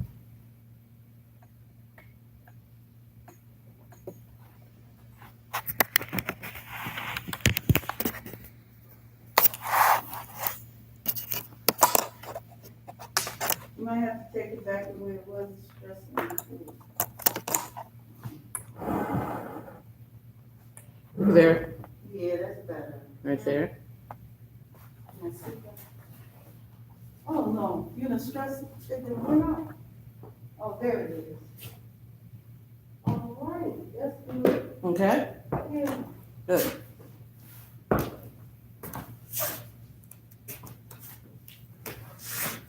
Okay. You ready? so you just check this.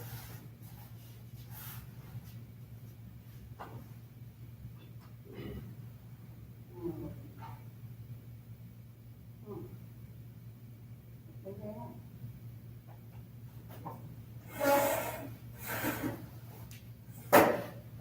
Technology. I'm hungry.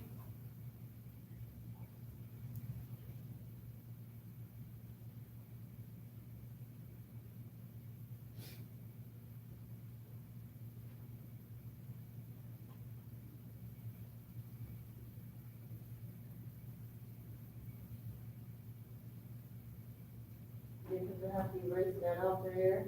Mm-hmm. And I just want to make sure, well, if it's in documents, it's gone, it's copied. All right.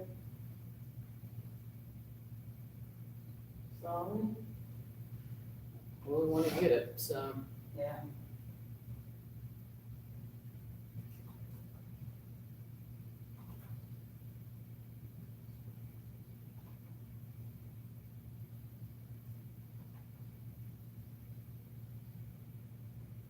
This is actually the way it works on movie sets and TV sets. A lot of hurry up and wait. As they fix the lights, get the sound together.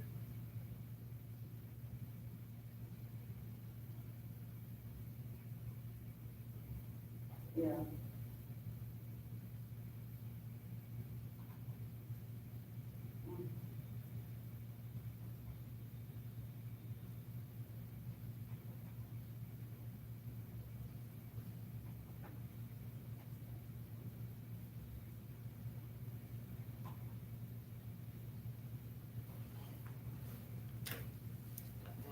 My bag.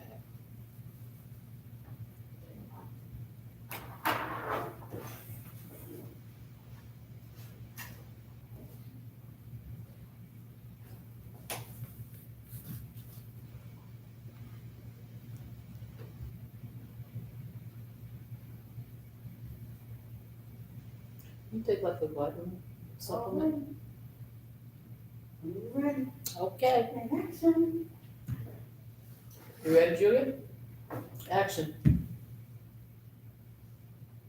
May I say a few words? Please.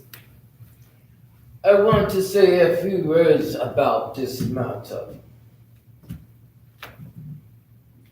I am a woman's rights.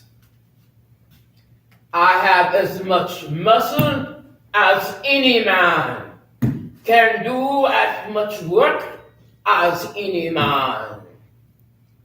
I have plowed and reaped and husked and chopped and mowed, and can any man do more than that? I've heard much about the sexes being equal.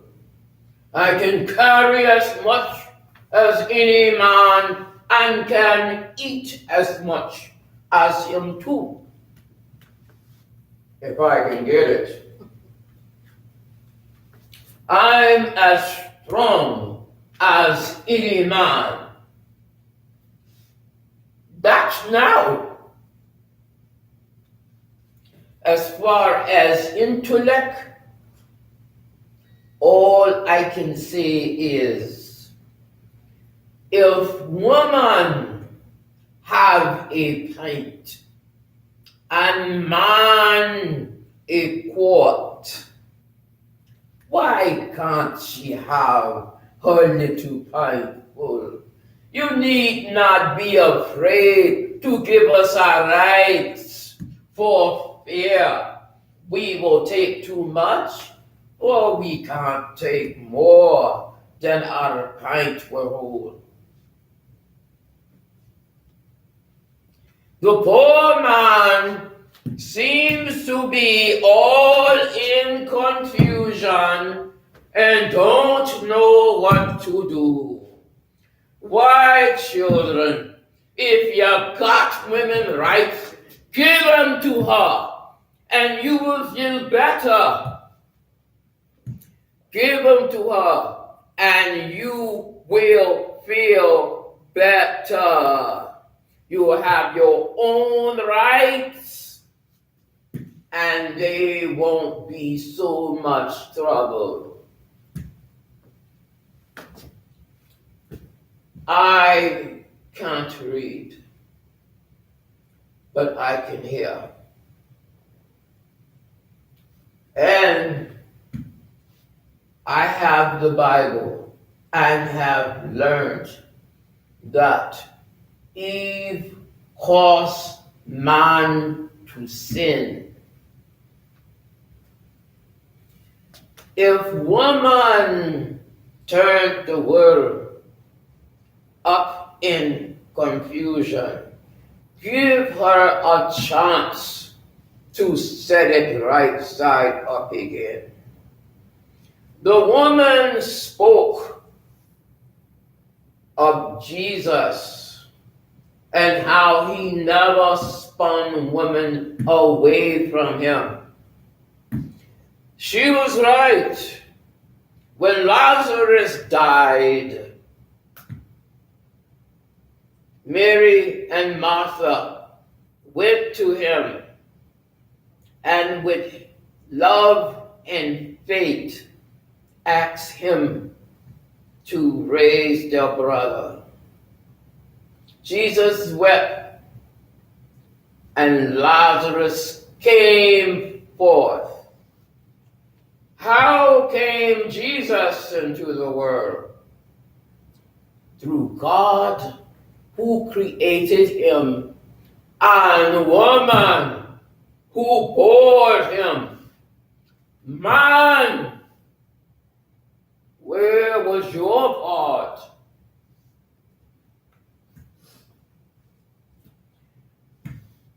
Well, the woman is coming up, blessed be God,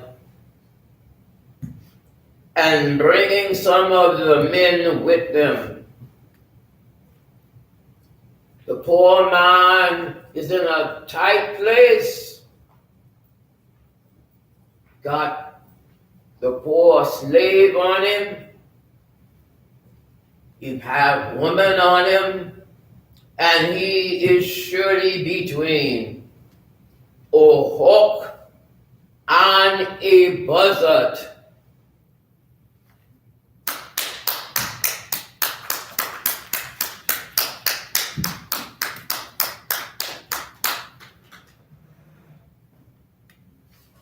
Cut.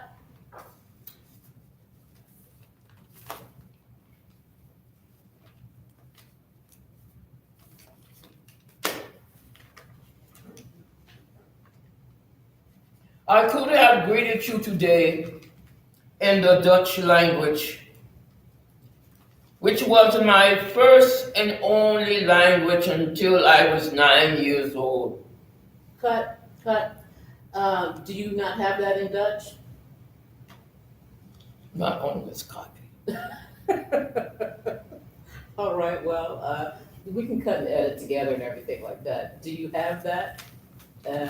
On one of those copies, I guess, that you might have taken yesterday, Oh, because I don't have that. it's It's not my fault. It's not among my papers.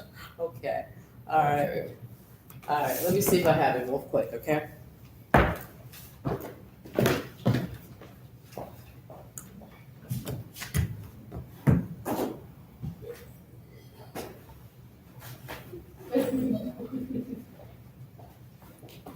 If not, then I'll have Greg's. Here we go, You have it? right here. Okay. Okay. From the top. Groten and Inderen och das Gizagerde da. I have just greeted you in the Dutch language. That was my first and only language until I was about 9 or 10 years old. I am Sojourner Truth, and I lived for 86 years from 1797 until 1883.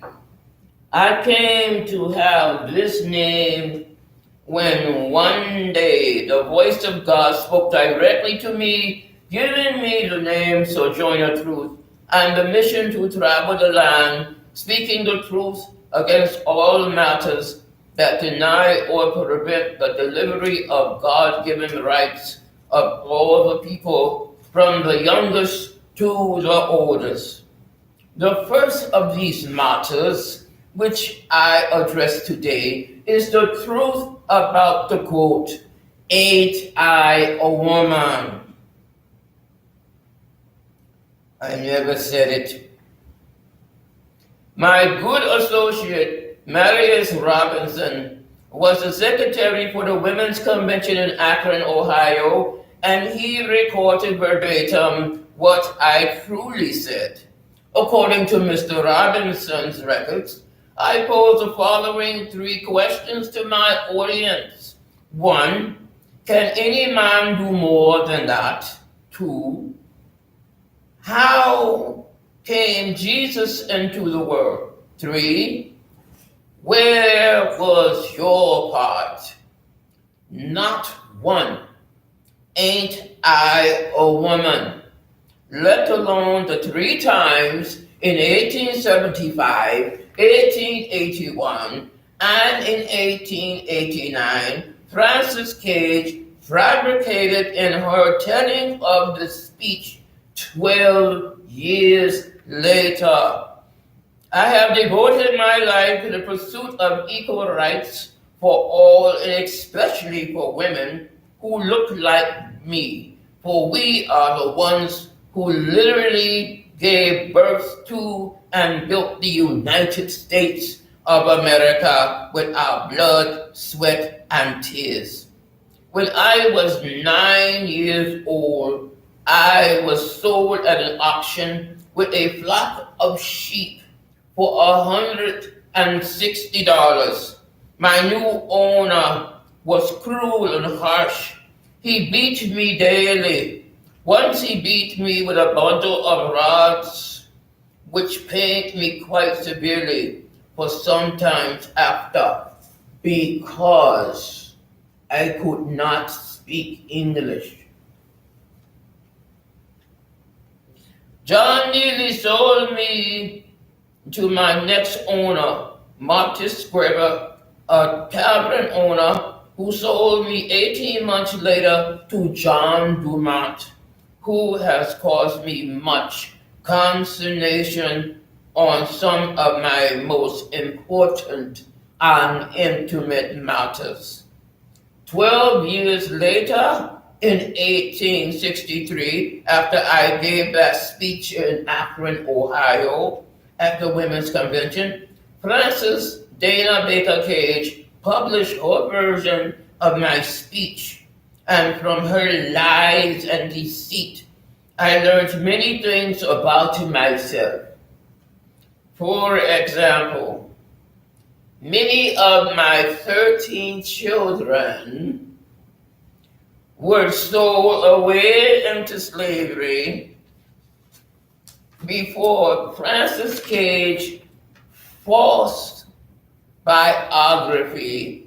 I only had 5 children. What happened to the 13? I don't know. I don't think I forgot about the 8. What an insult Miss Cage does to a mother who loves her precious children. Over the years, I have considered using Mrs. Cage, suing her for libel, but being busy with so many issues of much more importance than a scheming, screaming skrill such as she, it seemed a scant of use of my time. She published her lies in 1875, 1881, and 1889, and now many of you are shocked to hear the truth about this, aren't you? Go on, give yourself a hand for deciding to come and visit old Sojourner Truth today. We're going to forget about Francis Cage and get back to what is most important, and that is gaining the right for women to vote equal like the men. We got to learn from the Bible and be like Esther, pushing back against those selfish men that got women's rights and their own too, and yet they still won't give us our rights. They keep them all to themselves. To do this in America makes a democracy of this. Makes a mocracy of this. Stop it. Make a mocracy of this democracy. Stop and go back to that, yeah. Doing this, to do this in America makes a mocracy of this democracy. Anyway, if a woman owns a house or property, as I do, then that woman and I pay taxes. And if a citizen pays taxes, then that citizen should have a right to vote and a right to equal justice in the courts of the government. Furthermore, black women have birthed babies, built roads, and dug dishes. So if the men want to be fair and make life better for women, then they should encourage the women's right to vote, because surely voting is easier than building roads. Allowing all citizens equal access to vote is the key to the success of this democracy. After the war, and with slavery ended, some of those who used to be slaves started living on government aid. Government aid is paid for by the taxpayers, and this arrangement is not good for the colored people, nor for you taxpayers here today listening to me, telling you what you already know. Why should you have to carry the burden of another man, woman, or child who is not legally bound to you by blood or contract? January 1st, 1871, on the 8th anniversary of Negro freedom, I spoke to an audience in Boston to this dilemma. I reported on 7 years of effort that included meeting with President Grant at the White House to secure land grants for them who used to be slaves. I said to the president, colored men and women want to move their families away from places where the rebels are unhappy about the end of their being masters and owners. These are places where colored people are unprotected from shootings and being burnt out of their homes, and these are no places to call home. The government need to give colored people a chance to go out west and build their own homes where they can prosper. This is what God had me to say on that day where we all gathered to mark the 8 years President Lincoln signed the Emancipation Proclamation. And whatever God commands determines what I say and do. The first time God spoke my name, Sojourner Truth, to me was on June 1st, 1843. And soon after, I told my family and friends, the Spirit calls me and I must go. My travels carries me across the country, speaking to hundreds and thousands of citizens like you here today. In many places, I was warmly welcomed, where in other places, not so much. Let me tell you about a time when it was not so much. It was September 1853 when I faced a group of young men in the audience who was hissing and groaning about women wanting their rights. So I said to them, "You may hiss as much as you please, but women will get their rights anyway. You can't stop us neither." Another time something like that happened was about 5 years later when a man's voice from the audience interrupted my speech to accuse me of being a man. Oh. And to this very moment, I do not know what made me do it, but I ripped open my blouse and showed my breasts. I guess you might say it is called a 19th century wardrobe malfunction. Or was that Janet Jackson? I must have been having one of those days, you know. In this line of work, I rise and flow with the mood of the crowd, but the crowd does not know anything about how, as a young woman, I fell in love with a man named Robert.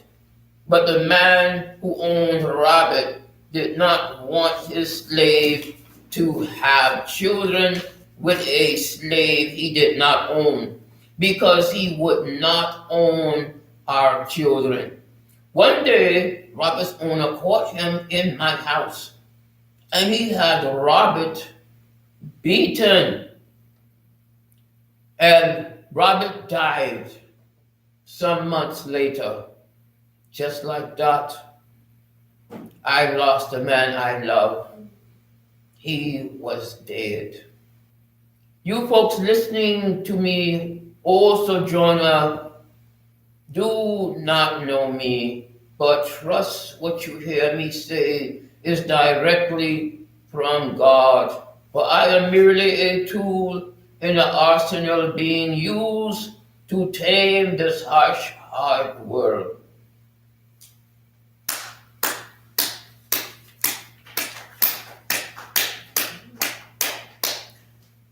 We can add some applause there and crowd sounds and so forth like that. Thank you very much. How's that feel? How'd that feel?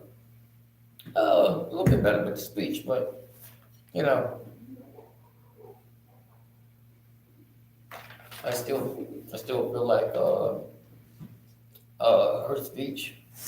You know, if I did it over, I'd have to use the paper. What you think? We're talking about next Saturday and Sunday? No, next Saturday, no, it's not gonna be. Mm-hmm. It's not gonna be. You, in terms of like, My body, mm-hmm. No. No? no. My body's telling me. I don't push it. Okay, Yeah, next weekend. okay. Mm. Alright. Okay, so Yeah, that's it. okay. Let me get you- That's your copy, Oh, okay. because you've got the Dutch up there. Okay. So, we're gonna go through with, the Lincoln people. I mean, what are we talking about? Yeah, the Nat Turner folks. We got Greg and Jamal. Did they disappear? Both of them here? Mm-hmm, both of them are here. Oh, wow. Yeah, we got both. I didn't see them. Yeah. They might be, in the back somewhere. Yeah, let's get some feedback from the family. What are y'all thinking here? When was the last time you saw your mom on stage doing her thing? Yeah, really, right? It was definitely, he throws her all into it, so there's a lot of, a lot of people don't realize how hard the work is in terms of, what we do with the theater. But it is truly hard work because it's not just, physical, but it's also emotional. And you have to just kind of pull yourself into a different space in order to be able to operate properly. And that's exhausting, you know? So when people talk about, oh, all fun and games and everything like that, you gotta know from the inside out that it's a lot of fun and games, but it's a lot of hard work as well. And then the goal being to be able to actually communicate something that has an impact on people in terms of how they see the world and how they move forward. So it is, on top of the physical and emotional, it's also a responsibility that you take on in terms of doing this type of work. And particularly when you're doing it without getting paid a whole bunch of money like they put in the headlines, it becomes even more significant because you're having to make a sacrifice in order to do this work. But our hope is with the Portsmouth Theater Academy that we will be able to train people to be historical reenactors, like you'll find in Jamestown and Colonial Williamsburg, but also actors on a Broadway stage, because those are two different skill sets. One of them, the historical reenactors, is about making sure that you are wearing the proper costume, outfit, that it matches the period and the time that that character lived, and they're pretty much staying on track in terms of talking about the biographical details of that person's life and how they would have lived. And that's the historical reenactment side. On the acting side, the Broadway stage side, you become a creator in terms of telling that story of that character, because you're telling the historical facts, but you're also adding your interpretation of what that's all about. And that's what Julia has done with Sojourner Truth. I mean, Sojourner Truth was over 6 feet tall, and Julia's not over 6 feet tall, but you still understand and get that sense of majesty and power from her interpretation of Sojourner Truth. And it requires also a lot of research. There are a number of books that have been written about Sojourner Truth, and Julia's pretty much looked at all of them, and read them all, and a couple of them all the way from front to back end. So a lot of research goes into that. And so when we talk about again all the fun and games that come with this, it's really a lot of work, and you have to be dedicated to the purpose of what it is. And for that, I thank you very much for your efforts and your hard work, Julia. So now we're going to find Greg and Jamil, and we're going to work on the Confessions of Nat Turner. When we get ourselves a little bit more settled in terms of the equipment and everything, this will be the point where we will put some video on and let you kind of see that while we kind of get ourselves together for the next shooting of our work here. So I'm going to go find Greg and Jamil. And we'll get that done.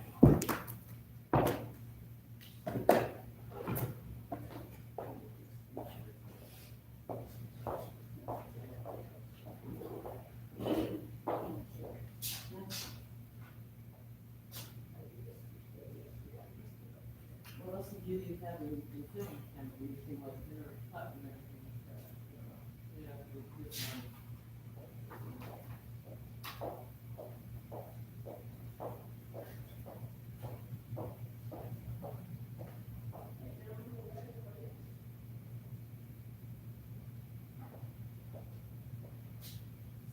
like screaming your name, you couldn't hear me down there, huh?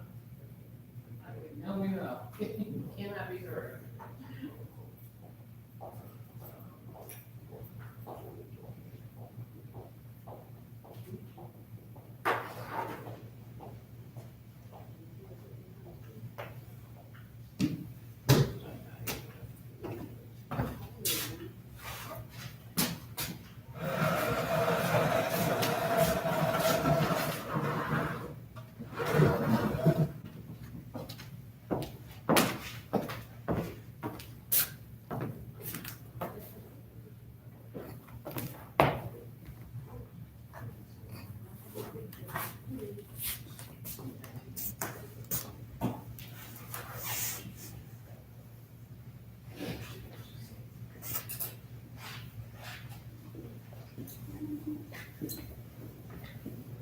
Well, we got it.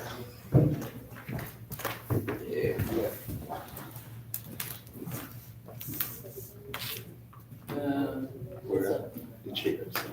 Oh, okay. There too.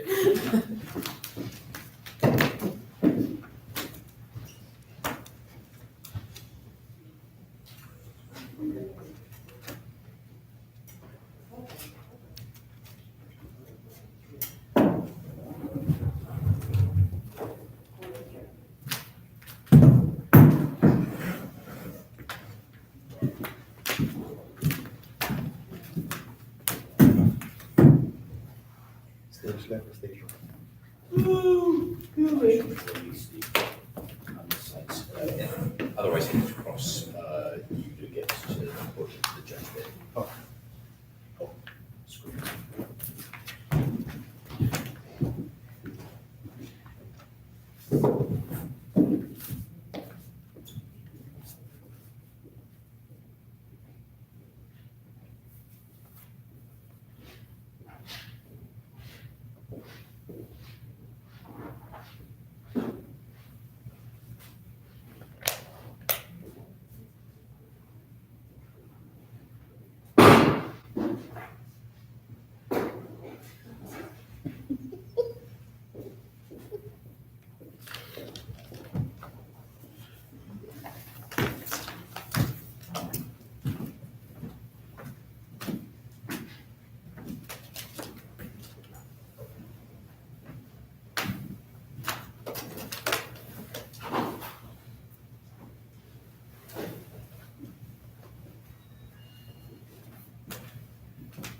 So, I was thinking was that the table would be slightly in front of us so we could lean into it, and use it as a prop.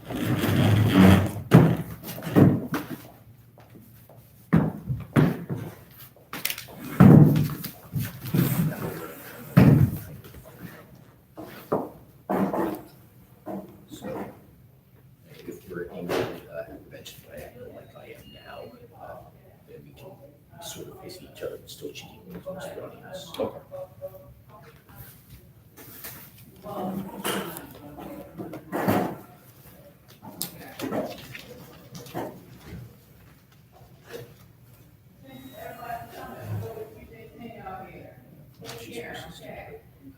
It's fun, but it's still for working.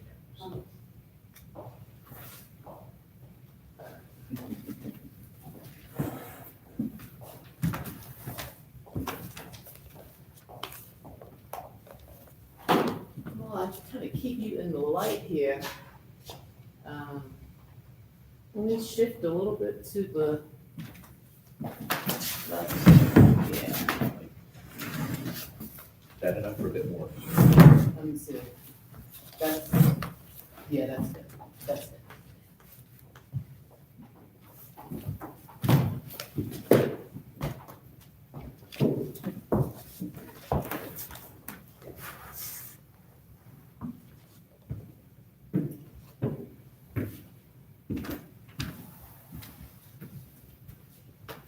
Oh, hello, hello. That. You have a message here from someone, Shirley. Okay. She said, hello, hello. I think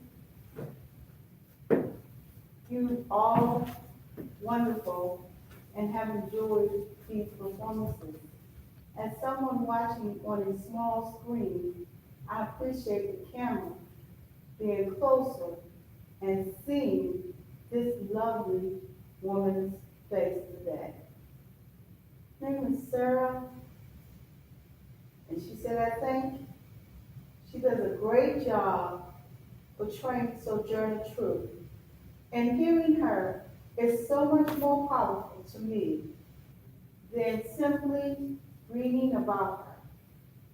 She really brings her to life. Bravo. Wonderful. Well, we'll have to make sure that Julie gets that note there. Yeah. That's wonderful. Great. All right, so here we are with the Confessions of Nat Turner. And where is my copy of the Confessions? Turner. And that will just be there. All right, here's my copy.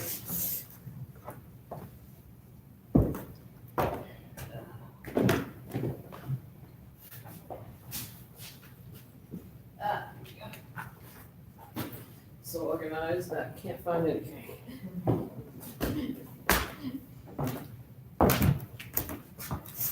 Alright. So I'm gonna stop at us, at points and everything like that, so, just to be prepared for that, okay? Alright. Stop at points. Huh? Stop at points. As we kind of get into it, if I would see something I wanna make a note of, I'll stop, I'll say, let's stop and go through that. Well, just like any other rehearsal. Yeah. All right, do you want me to take it from the entrance or just start from here? Start from here.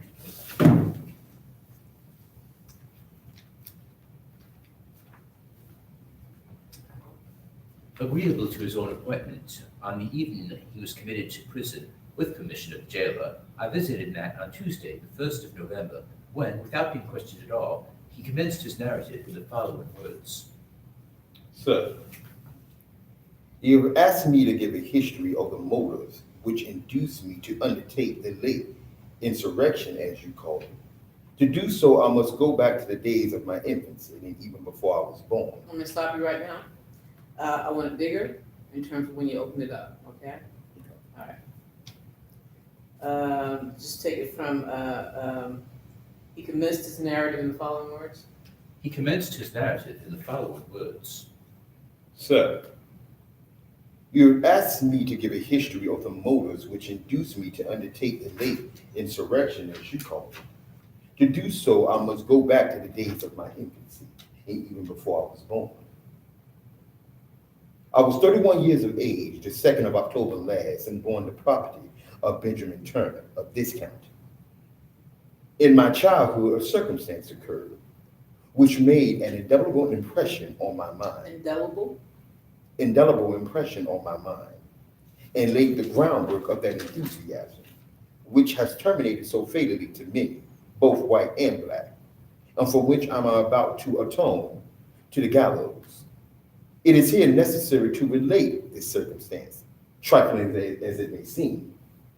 It was the commencement of that belief which has grown with time, and even now, sir, in this dungeon, helpless and forsaken as I am, I cannot divest myself. I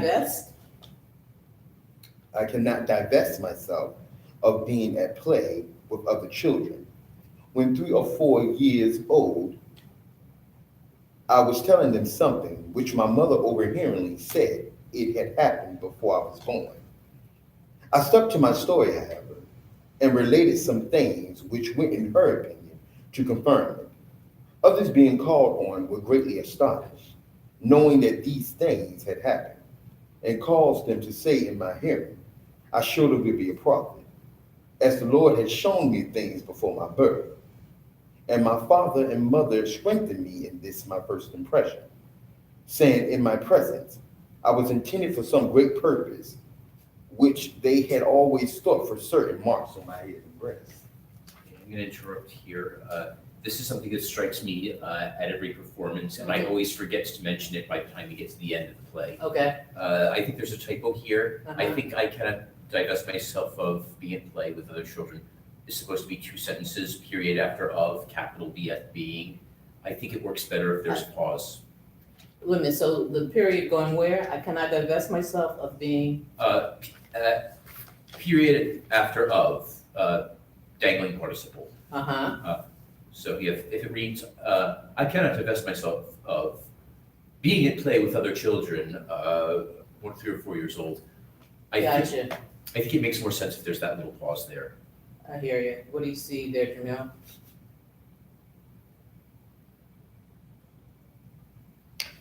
We can try Joe and see how it works out. All right. And bigger, Jamil, in terms of like the delivery, okay? So can we just take it from the top of the page and try that again? Just top of page 2, we don't have to write out. Yeah.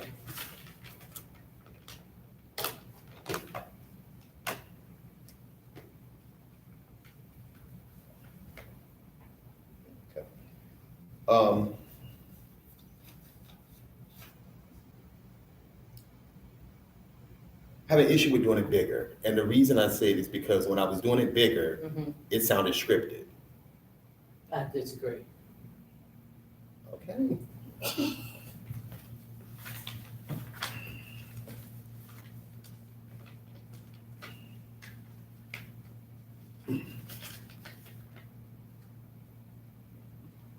Now, sir, in this dungeon, helpless and forsaken as I am, I cannot divest myself of being at play with others' children. When 3 or 4 years old, I was telling them something which my mother overhearingly said it had happened before I was born. I stuck to my story, however, and related something which went, in her opinion, to confirm it. Others being called on were greatly astonished, knowing that these things had happened, and caused them to say in my hearing, I surely would be a prophet, as the Lord had shown me things before my birth. And my father and mother strengthened me in this my first impression, saying in my presence, I was intended for some great purpose, which they had always thought for certain marks on my head and breast. Also, the excrescences, which I believe are not uncommon, particularly among Negroes, as I have seen several with the same. In this case, he has either cut them off or they have very nearly disappeared. My grandmother, who was very religious and to whom I was much attached, my master, who belonged to the church, and other religious parsons who visited the house, and whom I often saw at prayers, noticing the singularities of my manners, I suppose, and my uncommon intelligence for a child, remarked that I had too much sense to be raised, and if I was, I would never be to any service to anyone as a slave. To a mind like mine, restless, inquisitive, and observant of everything that was passing, it is easy to suppose that religion was the subject to which it would be directed. And although that subject principally occupied my thoughts, there was nothing that I saw or heard of to which my attention was not directed. The manner in which I learned to read and write not only had a great influence on my own mind, as I acquired it with the most perfect ease, so much so that I now have no recollection whatsoever of learning the alphabet. But to the astonishment of the family, one day when a book was shown to Nat to keep him from crying, he began spelling the names of the different objects. This was a source of wonder to all in the neighborhood, particularly the blacks, and his learning was constantly improved at all opportunities. When I got large enough to go to work while employed, I was reflecting on many things that would present themselves to my imagination, and remember an opportunity occurred of looking at a book when the school children were getting their lessons. I would find more things that the fertility of my own imagination had depicted to me before. Fertility. That the fertility of my own imagination had depicted to me before. All my time not devoted to my master's service was spent either in prayer or in making experiments in casting different things in molds made of earth, in attempting to make paper, gunpowder, and many other experiments. that although I could not perfect, yet convinced me of its practicability if I had the means. Nat was not addicted to stealing in his youth, nor had he ever been. Yet such was the confidence of the Negroes in the neighborhood that even at this early period in his life, in his superior judgment, that they would often carry him with Gray, I want you to, some movement with this one, perhaps. Maybe just kind of a walk across and behind, back, All right. kind of thing like that. Nat was not addicted to stealing in his youth, nor had he ever been. Yet, such was the confidence of the Negroes in the neighborhood, even at this early period in his life, in his superior judgment, that they would often carry him with them when they were going on any roguery to plan for them. Growing up among them, with this confidence in his superior judgment, and when this, in their opinions, was perfected by divine inspiration from the circumstances already alluded to in his infancy, that and which belief was ever afterwards zealously inculcated by the austerity of his life and manners, which became the subject of remark by white and black. Okay, so he's just gonna sit down and become the lawyer again?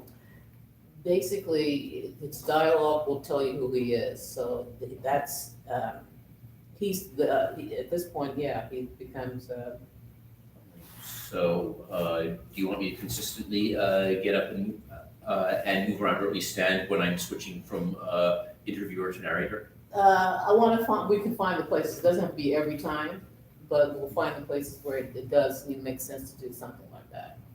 All right. So, all right, let's pick it up right there. Which became the subject of remark by white and black.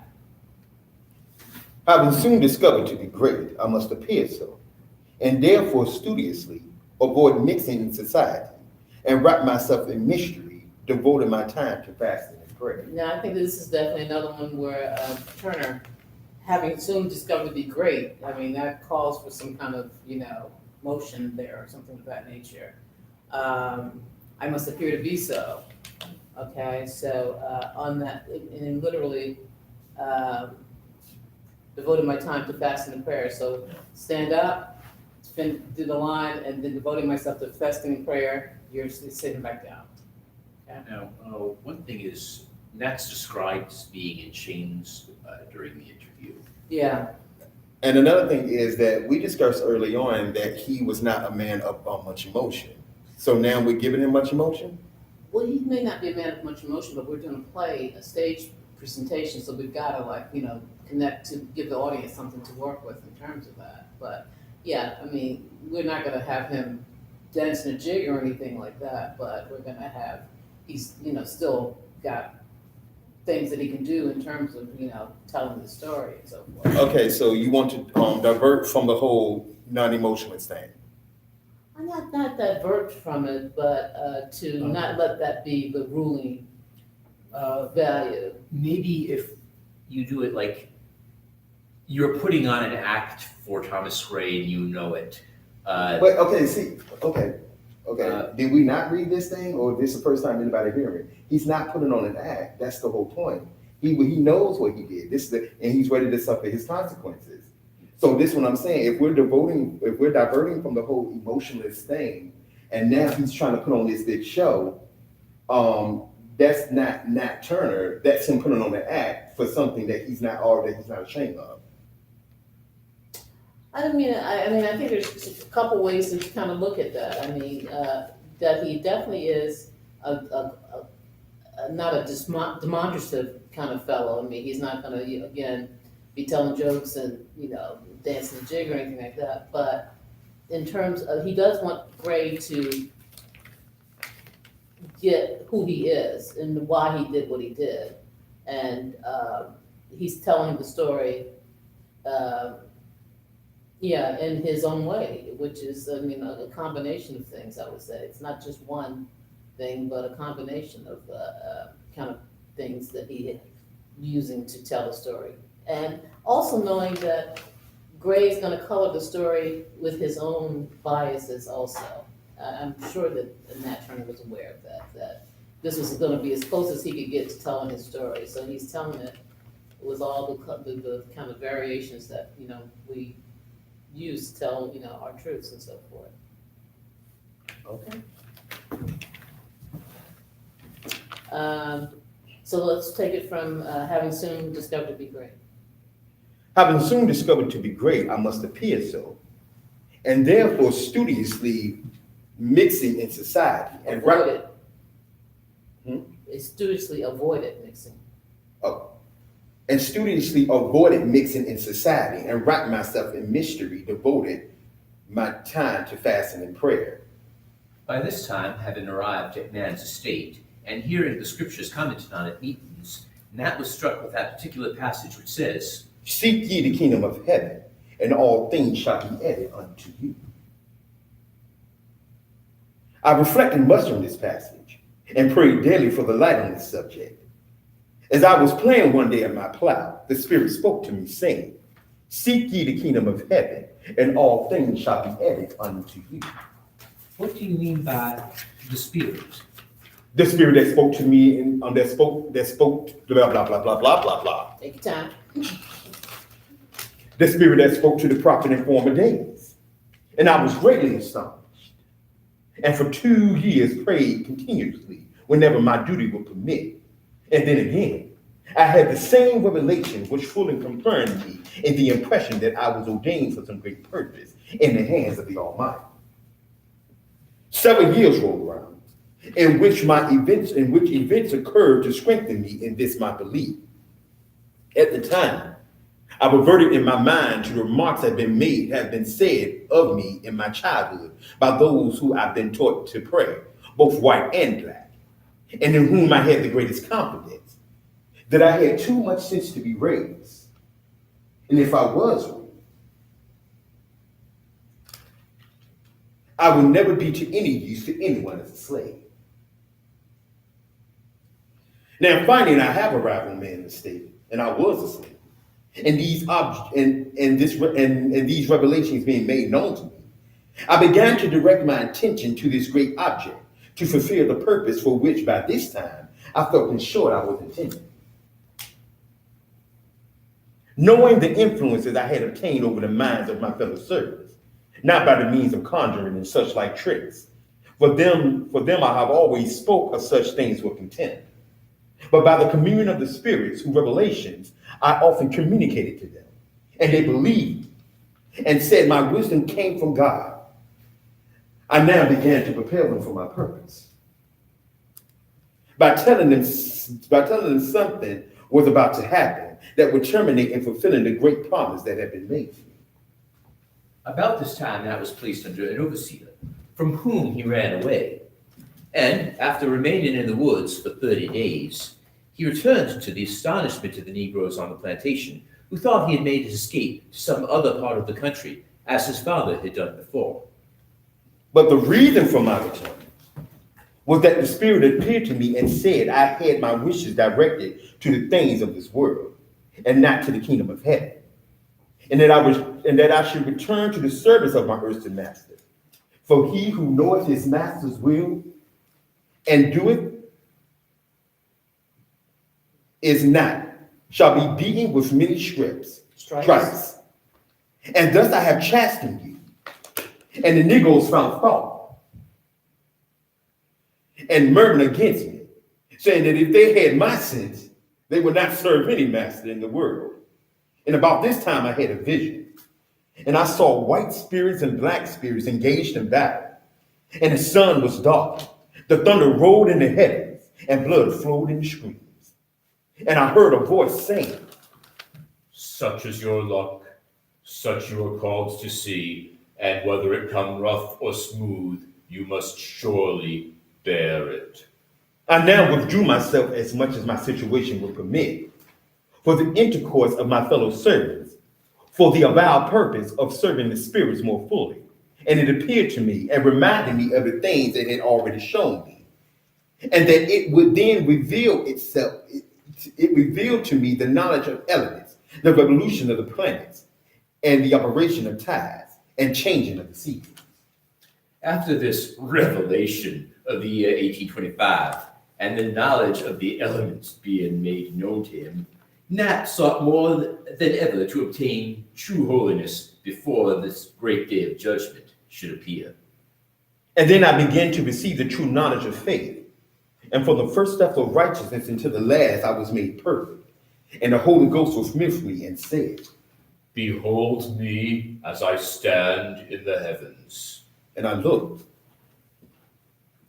And I saw the forms of men in different attitudes, and there were lights in the sky to which the children of darkness gave other names than what they really were. For they were the lights of the Savior's hand stretched forth from east to west, even as they were intended on the cross of Calvary, extended on the cross of Calvary for the redemption of sinners. And I wondered greatly at these miracles.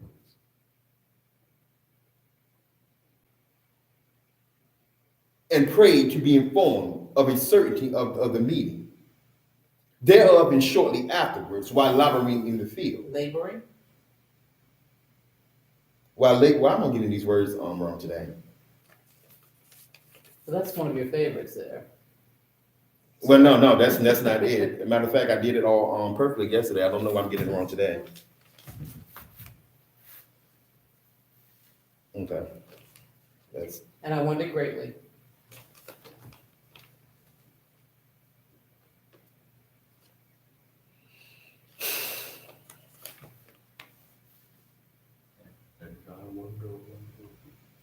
And I wondered greatly at these miracles, and prayed to be informed of a certainty of the meeting thereof, and shortly afterward, while laboring in the field, I discovered drops of blood on the corn, as though it was dew from heaven. And I communicated it to many, both white and black, in the neighborhood. And then I found on the leaves in the wood hieroglyphic characters and numbers, with the forms of men in different attitudes portrayed in blood, and representing the figures I had seen before the heavens. And now the Holy Ghost had revealed itself to me, and made plain the miracle it had shown me. The miracles? The miracles it had shown me. For the blood of Christ had been shed on this earth, and had ascended to heaven for the salvation of sinners, and was now returning to earth again in the form of dew. And as the leaves of the trees bore the impression of the figures I had seen in the heaven, it was plain to me that the Savior was about to lay down the yoke he had borne for the sins of men. And the great day of judgment was at hand.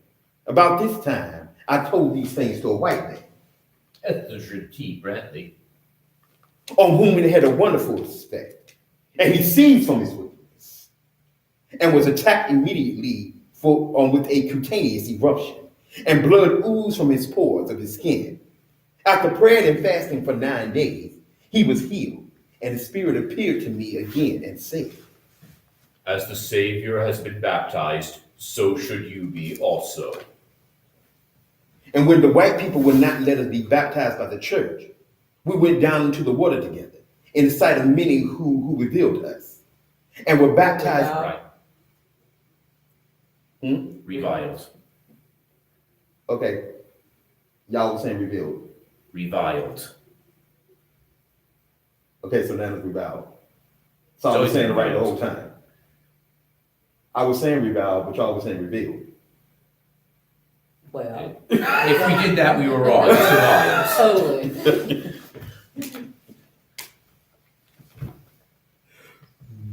Many who reviled us were baptized by the Spirit. After this, I rejoiced greatly and gave thanks to God. And on the 12th of May, 1828, I heard a loud noise in the heavens. And the Spirit instantly appeared to me and said, the serpent was loosened, and Christ had laid down the yoke he had borne for the sins of men, and that I should take it on and fight against the serpent. For the time was fast approaching, when the first shall be last, and the last shall be first. Do you not find yourself mistaken now, sir? Was not Christ crucified? And by the signs in the heavens, that it would make known to me when I should commence the great work. And until the first sign appeared, I should conceal it from the knowledge of man, and on the appearance of the sign. The eclipse of the sun last February. I should arise and prepare myself and slay my enemies with their own weapons. Do that again. The eclipse of the sun last February. I should arise and prepare myself and slay my enemies with their own weapons. And immediately on the sign appearing in the heavens, the seal will remove from my lips, and I communicated the great work laid out for one to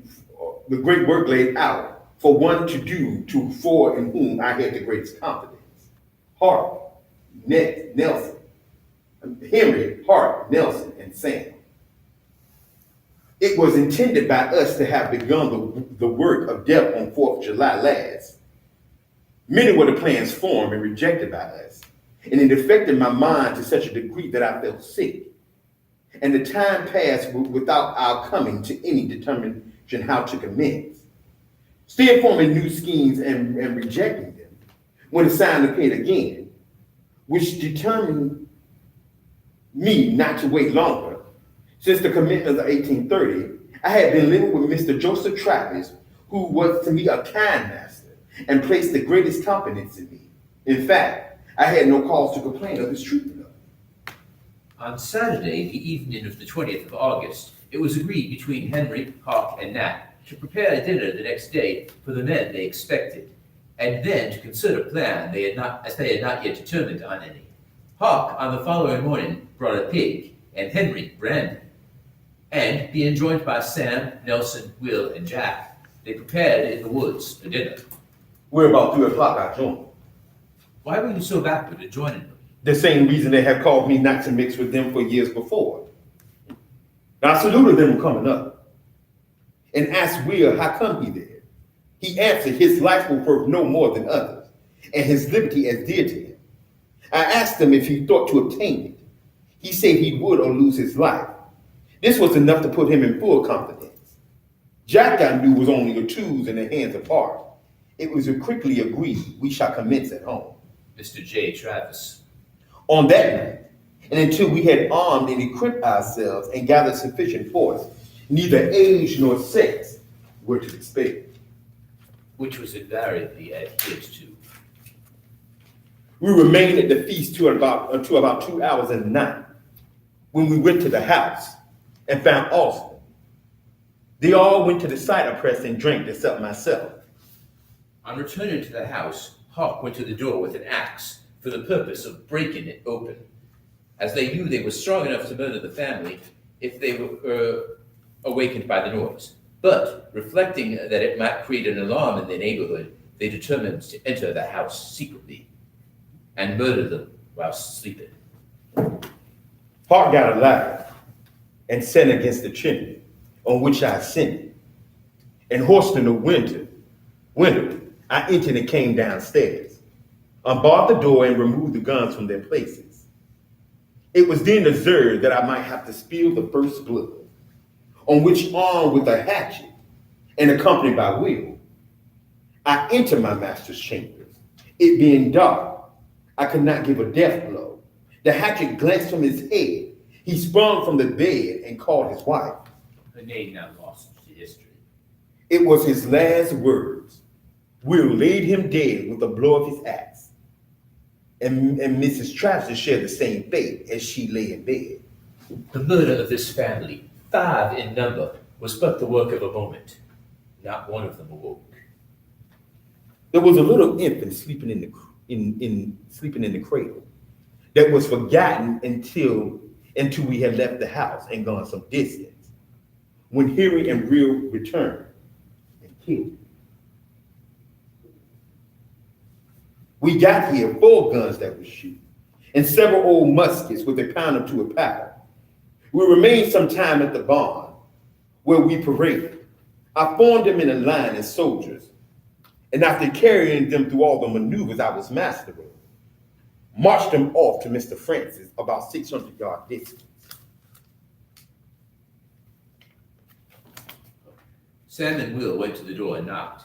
Mr. Francis asked who was there, and Sam replied it was him, and had a letter for him, on which he got up and came to the door. They immediately seized him, and dragging him out a little from the door, he was dispatched by repeated blows to the head. There was no other white person in the family.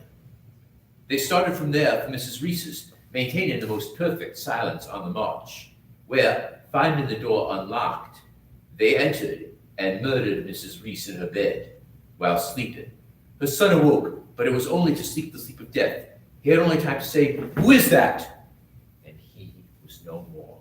Let me just stop and just say that, when you talk about the little infant sleeping in the cradle and you kind of look down at the, like you're looking at a cradle, that's chilling. That's really good. It moved there.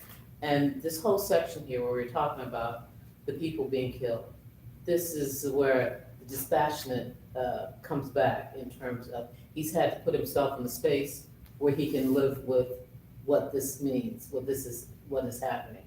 No one is spared gender or age, and he has said that, and this is what's being reflected about those where he's following exactly what he has set the plan out to be. And this in terms of every move you make, every look on your face is kind of dealing with the fact that he's had to steel himself to make sure that he can carry out the mission. So at the top of 9, Sam and Will. Right. Sam and Will went to the door and knocked. Mr. Francis asked who was there, and Sam replied it was him and had a letter for him, on which he got up and came to the door. They immediately seized him, and dragging him out a little from the door, he was dispatched by repeated blows on the head. There was no other white person in the family. They started from there for Mrs. Reese's, maintaining the most perfect silence on the march, where, finding the door unlocked, they entered and murdered Mrs. Reese in her bed while sleeping. Her son awoke, but it was only to sleep the sleep of death. He had only time to say, "Who is that?" And he was no more. For Mrs. Reese's, we went to Mrs. Turner, a mile distance, which we reached about sunrise on Monday morning. Henry, Austin, and Sam went to the still, where finding Mr. Peebles, Austin shot, and the rest of us went to the house. As we approached the family, discovered us and shut the door. Bang ho! Will, with one stroke of his axe, opened it, and we entered and found Mrs. Turner and Mrs. Newsom in the middle of the room, almost frightened to death. Will immediately killed Mrs. Turner with one blow of his axe. I took Mrs. Newsom by her hand, and with the sword I had when I was apprehended, I struck her several blows over the head, but not being able to kill her, as the sword was dull. Will turned around and discovering it, dispatched her also. A general destruction of property and such. I'm sorry, well, let me stop here for when you don't have to put in your hand, we're gonna actually have you do the several blows. Gotcha. Okay. Okay, so let me go to, okay. The rest of us went to the house and we approached the family, discovered us and shut the door. Vain hope! Will, with one stroke of his axe, opened it, and we entered and found Mrs. Turner and Mrs. Newsom in the middle of the room, almost frightened to death. Will immediately killed Mrs. Turner with one blow of his axe. I took Mrs. Newsom by the hand, and with the sword I had when I was apprehended, struck her several blows over the head, but not being able to kill her as the sword was dull. Will turned around and discovering me, dispatched her also.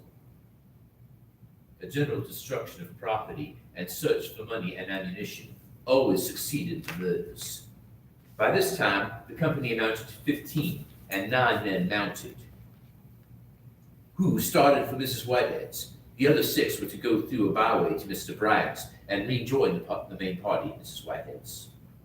As we approached the house, we discovered Mr. Richard Whitehead standing in the cotton patch near the lane of fence. We called over into the lane, "Mr. Whitehead!"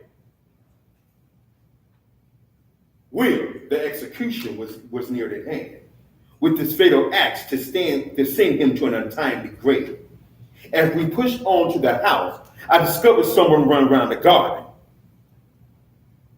And thinking it was some of the White family, I pursued them, but finding it was a servant girl belonging to the house, I returned to commence the work of death, but those who I left had not been idle. All the family were already murdered, but Mrs. Whitehead and her daughter Margaret.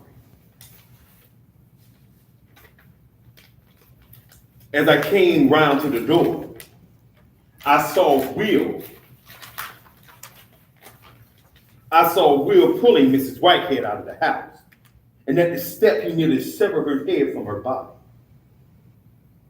And with his broad axe, Mrs. Martin, when I discovered her, had concealed herself in a corner, formed by the projection of the cellar couch from the house. On my approach, she fled, but soon overtaken. And after repeated blows with the sword, I killed her by blowing her head with a fence wheel. By this time, the six who had gone by Mr. Bryant's rejoined them and informed me that they had done the work of death assigned to them. They then again divided, part going to Mr. Richard Porter's and hence to Nathaniel Francis's, the others to Mr. Howell Harris and Mr. T. Doyle's. On my reaching Mr. Porter, he had escaped with his family. I understood there that the alarm had already spread, and I immediately returned to bring up those sent to Mr. Doyle's and Mr. Howard Harris. The part I left going on to Mr. Francis, having told them I would join them in the neighborhood. I met on to Mr. Francis. Okay, I got lost. Left on to Mr. Francis, having told them I would join them in that neighborhood.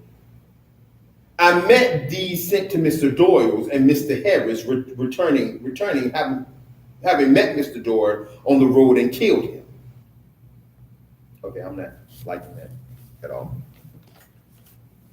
Okay. It is confusing. Yeah, it is. It is very confusing. Can we chop that up a little bit to make it make a little bit more sense?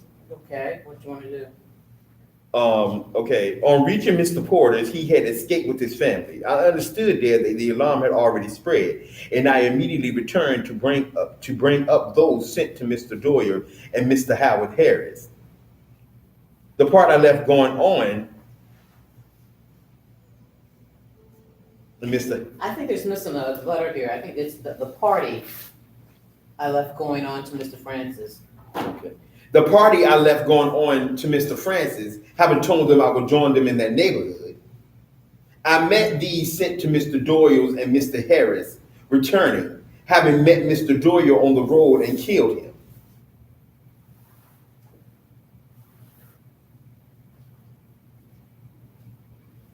The party I left going on and Mr. Francis, having told them I would join them.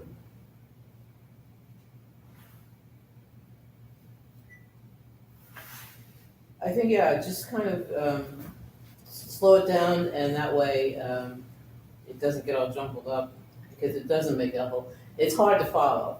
But I think what he's saying is that he's got several groups of men that are being sent in different directions and everything like that. And he's trying to catch up with them and kind of giving us what they're doing. I immediately pursued the course taken by the party going on before, but knowing they would complete the work of death and pillage. So, yeah, just kind of break it down. I would join them in that neighborhood. Mm-hmm. I met on to Mr. I met these sent to Mr. Doyle. I met these sent to Mr. Doyle's and Mr. Harris, returning, having met Mr. Doyle on the road and killed him, and learning from some who joined them that Mr. Harris was from home. Mm-hmm. Okay, so what exactly does that mean that he was from home? I'm not understanding what that has to do. That's what It's confusion going on. It's kind of the archaic way of saying he was away from home. okay. Oh, you're talking about that question. Okay. Right. There's a lot of questions here. Yeah, Right. confusion from being away from home. And that, again, it's chaotic at this point. There's a lot of stuff going on. And that's why I think it's still so jumbled and everything, because there is a lot of stuff going on at the same time. Okay. So in the future, can we find a way to dissect that or try to make it make a little bit more sense? I mean, I think it's a question of just kind of, again, just kind of not rushing it and trying to stay, a step ahead in terms of what is going on. So basically, you break it down the way that makes most sense to you, and that'll be how we do it. I immediately pursued the course taken by the party going on before, but knowing they would complete the work of death and pillage at Mr. Francis before I could get there, I went to Mr. Peter Edwards, expecting to find them there, but they had been here also. I then went to Mr. John T. Barrows. They had been here and murdered him. I pursued on their tracks to Captain DeWitt Harris, where I found the Greater Park Mountain and ready to start. The man then amounting to about 40 shouted and hurrahed as I rode up. Some were in the yard loading their guns, others drank. Captain Harris and his family had escaped. I think that should be having escaped. I have that having up here. We made that change. Okay, yeah, it's, yes, still just have. Captain Harris and his family having escaped, the property in the house they destroyed, robbing him of money and other valuables. I ordered them to mount and march instantly. Mount up! Let's go! This was about 9 or 10 o'clock Monday morning. I proceeded to Mr. Levi Waters, 2 or 3 miles distant. I took my station in the rear, and as it was my object to carry the terror and devastation wherever we went, I placed 15 or 20 of my best armed and most to be relied on in front, who generally approached the houses as fast as their horses could run. This was for 2 purposes: to prevent their escape and to strike terror in the inhabitants. On account of this, Nat never got to the houses after leaving Mrs. Whitehead's until the murders were committed, except in one case. I sometimes got in sight in time to see the work of death completed, view the mingled bodies as they lay inside its satisfaction, and immediately started in quest of other victims. Having murdered Mrs. Waller and 10 children, they started for Mr. William Williams. Having killed him and 2 little boys that were there, while engaged in this, Mrs. Williams fled and got some distance from the house, but she was pursued, overtaken, and compelled to get up behind one of the company, who brought her back, and after showing her the mangled body of her lifeless husband, she was told to get down and lay by his side, where she was shot dead. I then started to Mr. Jacob Williams, where the family was murdered. Here we found a young man named Drury, who had come on business with Mr. Williams. He was pursued, overtaken, and shot. Mr. Vaughn was the next place we visited, and after murdering the family here, I determined on starting for Jerusalem. Our numbers amounted now to 50 or 60, all mounted and armed with guns, axes, swords, and clubs. On reaching Mr. James W. Parker's gate, immediately on the road leading to Jerusalem, and about 3 miles distant, it was proposed to me to call there. But I objected, as I knew he was gone to Jerusalem, and my object was to reach there as soon as possible.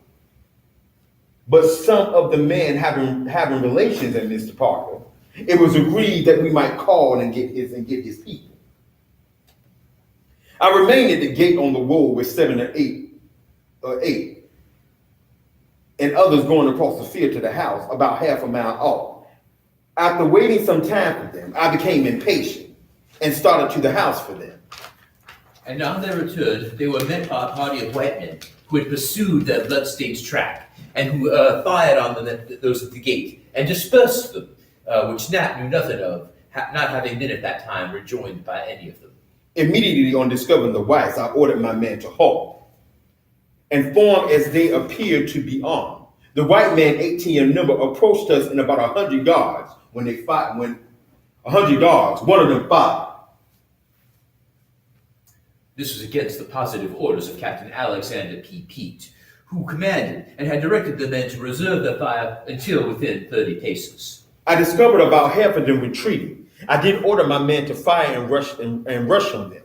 The few remaining stood their ground until we approached within 50 yards, when they fired and retreated. We pursued and overtook some of them, who we thought we left for dead. They were not killed. After pursuing them about 200 yards and rising a little hill, I discovered that they were met by another party and had halted and were reloading their guns. This was a small party from Jerusalem who knew the Negroes were in the field and had just tied their horses to await their return from the road. Knowing that Mr. Parker and family were in Jerusalem, but they knew nothing of the party that had gone in with Captain Pete. On hearing the firing, they immediately rushed to the spot and arrived just in time to arrest the progress of these barbarous villains and save the lives of their friends and fellow citizens. Thinking that those who retreated first and the party fired on us at 50 or 60 yards distant had already fallen back to meet others with ammunition. As I saw them reloading their guns and more coming up than I saw at first, and several of my bravest men being wounded, and others became panic-struck and squandered over their fear. And the white man pursued and fired on us several times. Hawk had his horse shot under him, and I caught another from him as it was running by me. 5 or 6 of my men were wounded, but none left on the field. Finding myself defeated here, I instantly determined to go through a private way and cross the Nottingway River at Cypress Bridge, 3 miles below Jerusalem, and attack that place in the rear, as I expected they would look for me on the other road. And I had a great desire to get there to procure arms and ammunition. After going a short distance in this private way, accompanied by 20 men, I overtook 2 or 3 who told me the others were dispersed in every direction, after trying in vain to collect a sufficient force to proceed to Jerusalem. Determined to return, as I was sure they would make back to their old neighborhood, where they would rejoin me, make new recruits, and come down again. On my way back, I called at Mrs. Thomas, Mrs. Spencer, and several other places.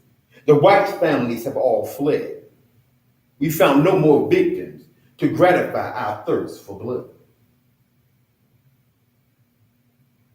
We stopped at Major Wrigley's quarters for the night.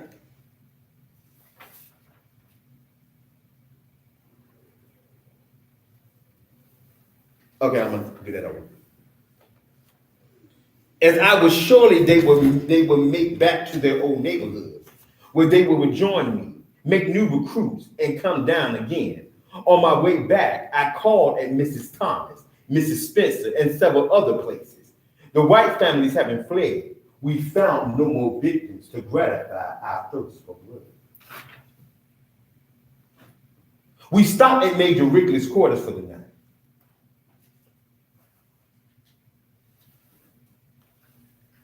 Should I be standing? Well, we need to find some places where you do stand. Right. So, let me, okay.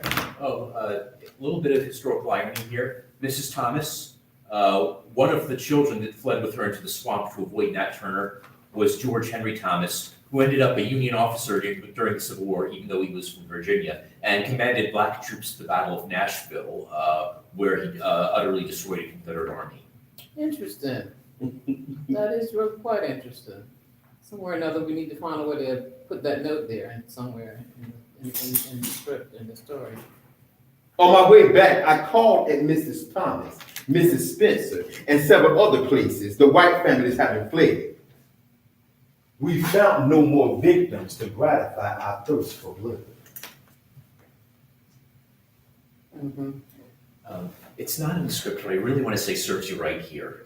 Do you think that's an appropriate interruption, or do you think we should leave as it is? Well, no, I don't want to add that at this point, but I like the idea of it.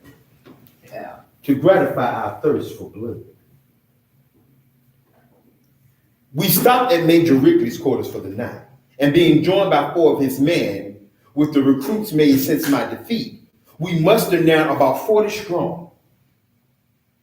After placing out guards, I laid down to sleep, but was quickly roused by a great racket starting up. I found some mounted and others in great confusion.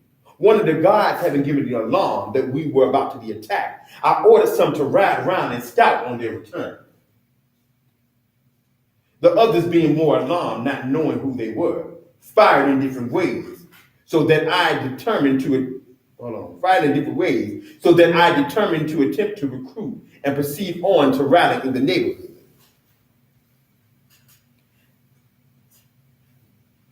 Did I skip something? You said fired in different ways, it's fled in different ways. I feel like I skipped something. Right? It's Well, possible. we're gonna have to stop here at any rate. And what I want to do with this particular passage here, this is, everything is action. It's all about the battle being almost in full force here. So it would be, I think, if you wanna list out the things that happen, and not be wedded to having to say it verbatim in terms of the script, but tell the story of what's happening.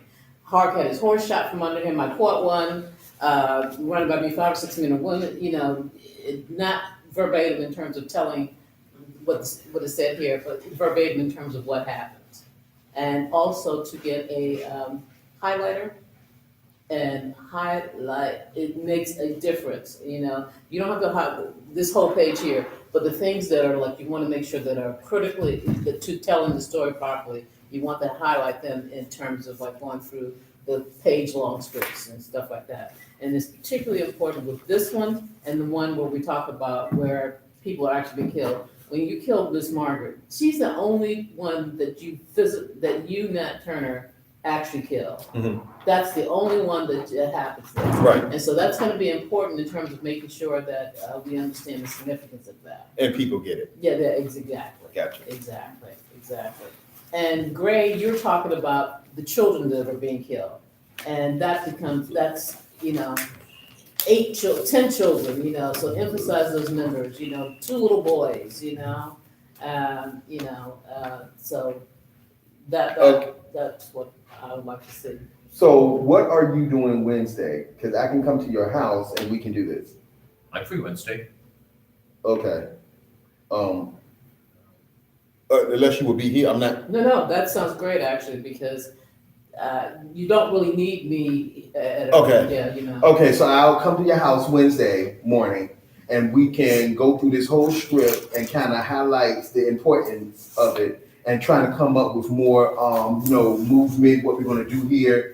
Then Thursday, you will be back here or? Yeah. Okay, so then Thursday. Well, no, we're talking about the holiday this weekend, aren't we? We're talking. There's a holiday this weekend? New Year's. New Year's. Oh, that's right. Follows Christmas every year. Oh, hush. Let's not make me look too much of an idiot, okay? Shut up, don't even say a word. I don't have to. Ooh. You see why I don't like them, right? Understandable. Well, anyway, when do we meet back here? When you want us back here at the church?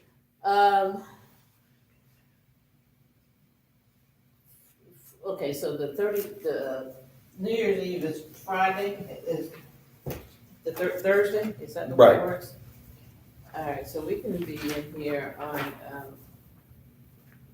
I can't do the third. My mom has a dentist appointment. I have to go there to make mines. okay.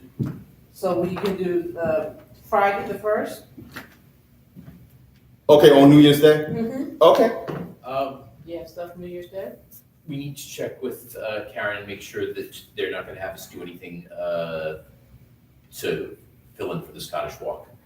But I forgot. Are they doing that this year? well, the parade is canceled. We need to find out from Jeff and Karen if they're doing a smaller scale thing to fill in. Okay, because I was actually supposed to do the Scottish Walk this year. But if the parade is canceled, I'm not sure. So yeah, when we find out the schedule with them. Because really, if you guys will work, on the phone or in one-on-one, at Greg's or whatever like that, then we can come back in on Saturday here. We don't necessarily need to be here. Okay. Okay, so just kind of. So, like I said, Wednesday, I'm gonna meet you at your house. Get prepared to work because we're gonna go through the whole script highlight the importance of it, and then trying to come up with more actions on exactly what can we do here, there, here, there.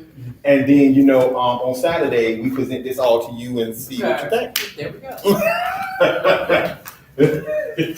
That was a plan. See, one thought, when I'm describing Captain Pete and his men confronting Turner and his group, maybe if I got up and kind of went through go through the manual of arms, like a 19th century musketeer preparing to fire. Yeah, yeah. Wherever we can find those type of Actions, yeah. that we can use them. Okay, so that's the plan, Wednesday? All righty, buddy, I would definitely see you Wednesday, and I expect snacks. So, Better to We be can probably- forewarned. We can probably arrange something. You a chips and salsa guy, or do you have more of a sweet tooth and want something like Oreos or chocolate chip cookies?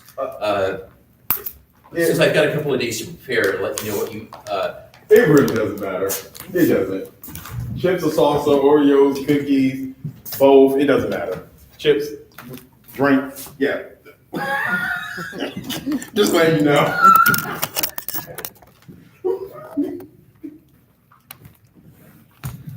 Good. Well, good work, guys. Thank you. Oh, All right, thank you, Sherry. you're welcome. We actually got to do some more method acting, which is more in our field, blank work. I love rehearsal. I love it, too. Really do.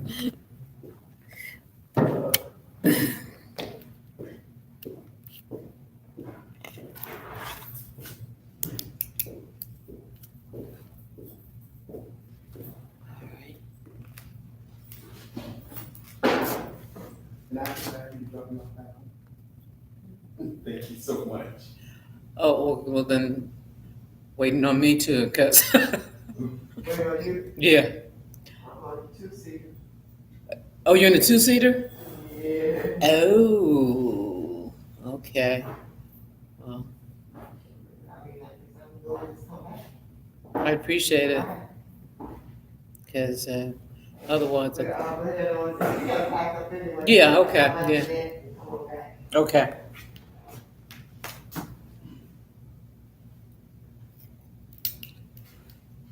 Alrighty. It's a beautiful day in the neighborhood. Did you see that yet? What you got? The Tom Hanks version, I haven't seen it. Even though it is on the rec, I still haven't seen it. I wonder how you did it. Did you do a good job? I think it's pretty good. Oh, that's where it is. I was wondering. Yeah.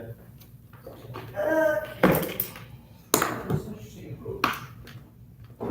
I may even be movie because this part of the neighborhood is more of a story time thing. So I have to do that. Well, the movie was built around the idea of an interviewer who's known for doing muckraking journalism, finding the stories of people's closets, interviewing Mr. Rogers, and finding his stories. Again, he didn't try to invent any, but he expected how it might possibly be as good as public image. And it kind of restores to humanity when he gets to know Mr. Rogers and realizes that he's genuinely this nice.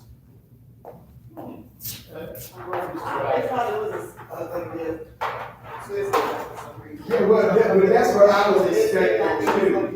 Oh, I thought it was going to be some sort of anger and people really did not know about him. But Yeah, but that's even better though. yeah, It did show Mr. Rogers' yeah, he had frustrations in his life that he didn't put on screen. But the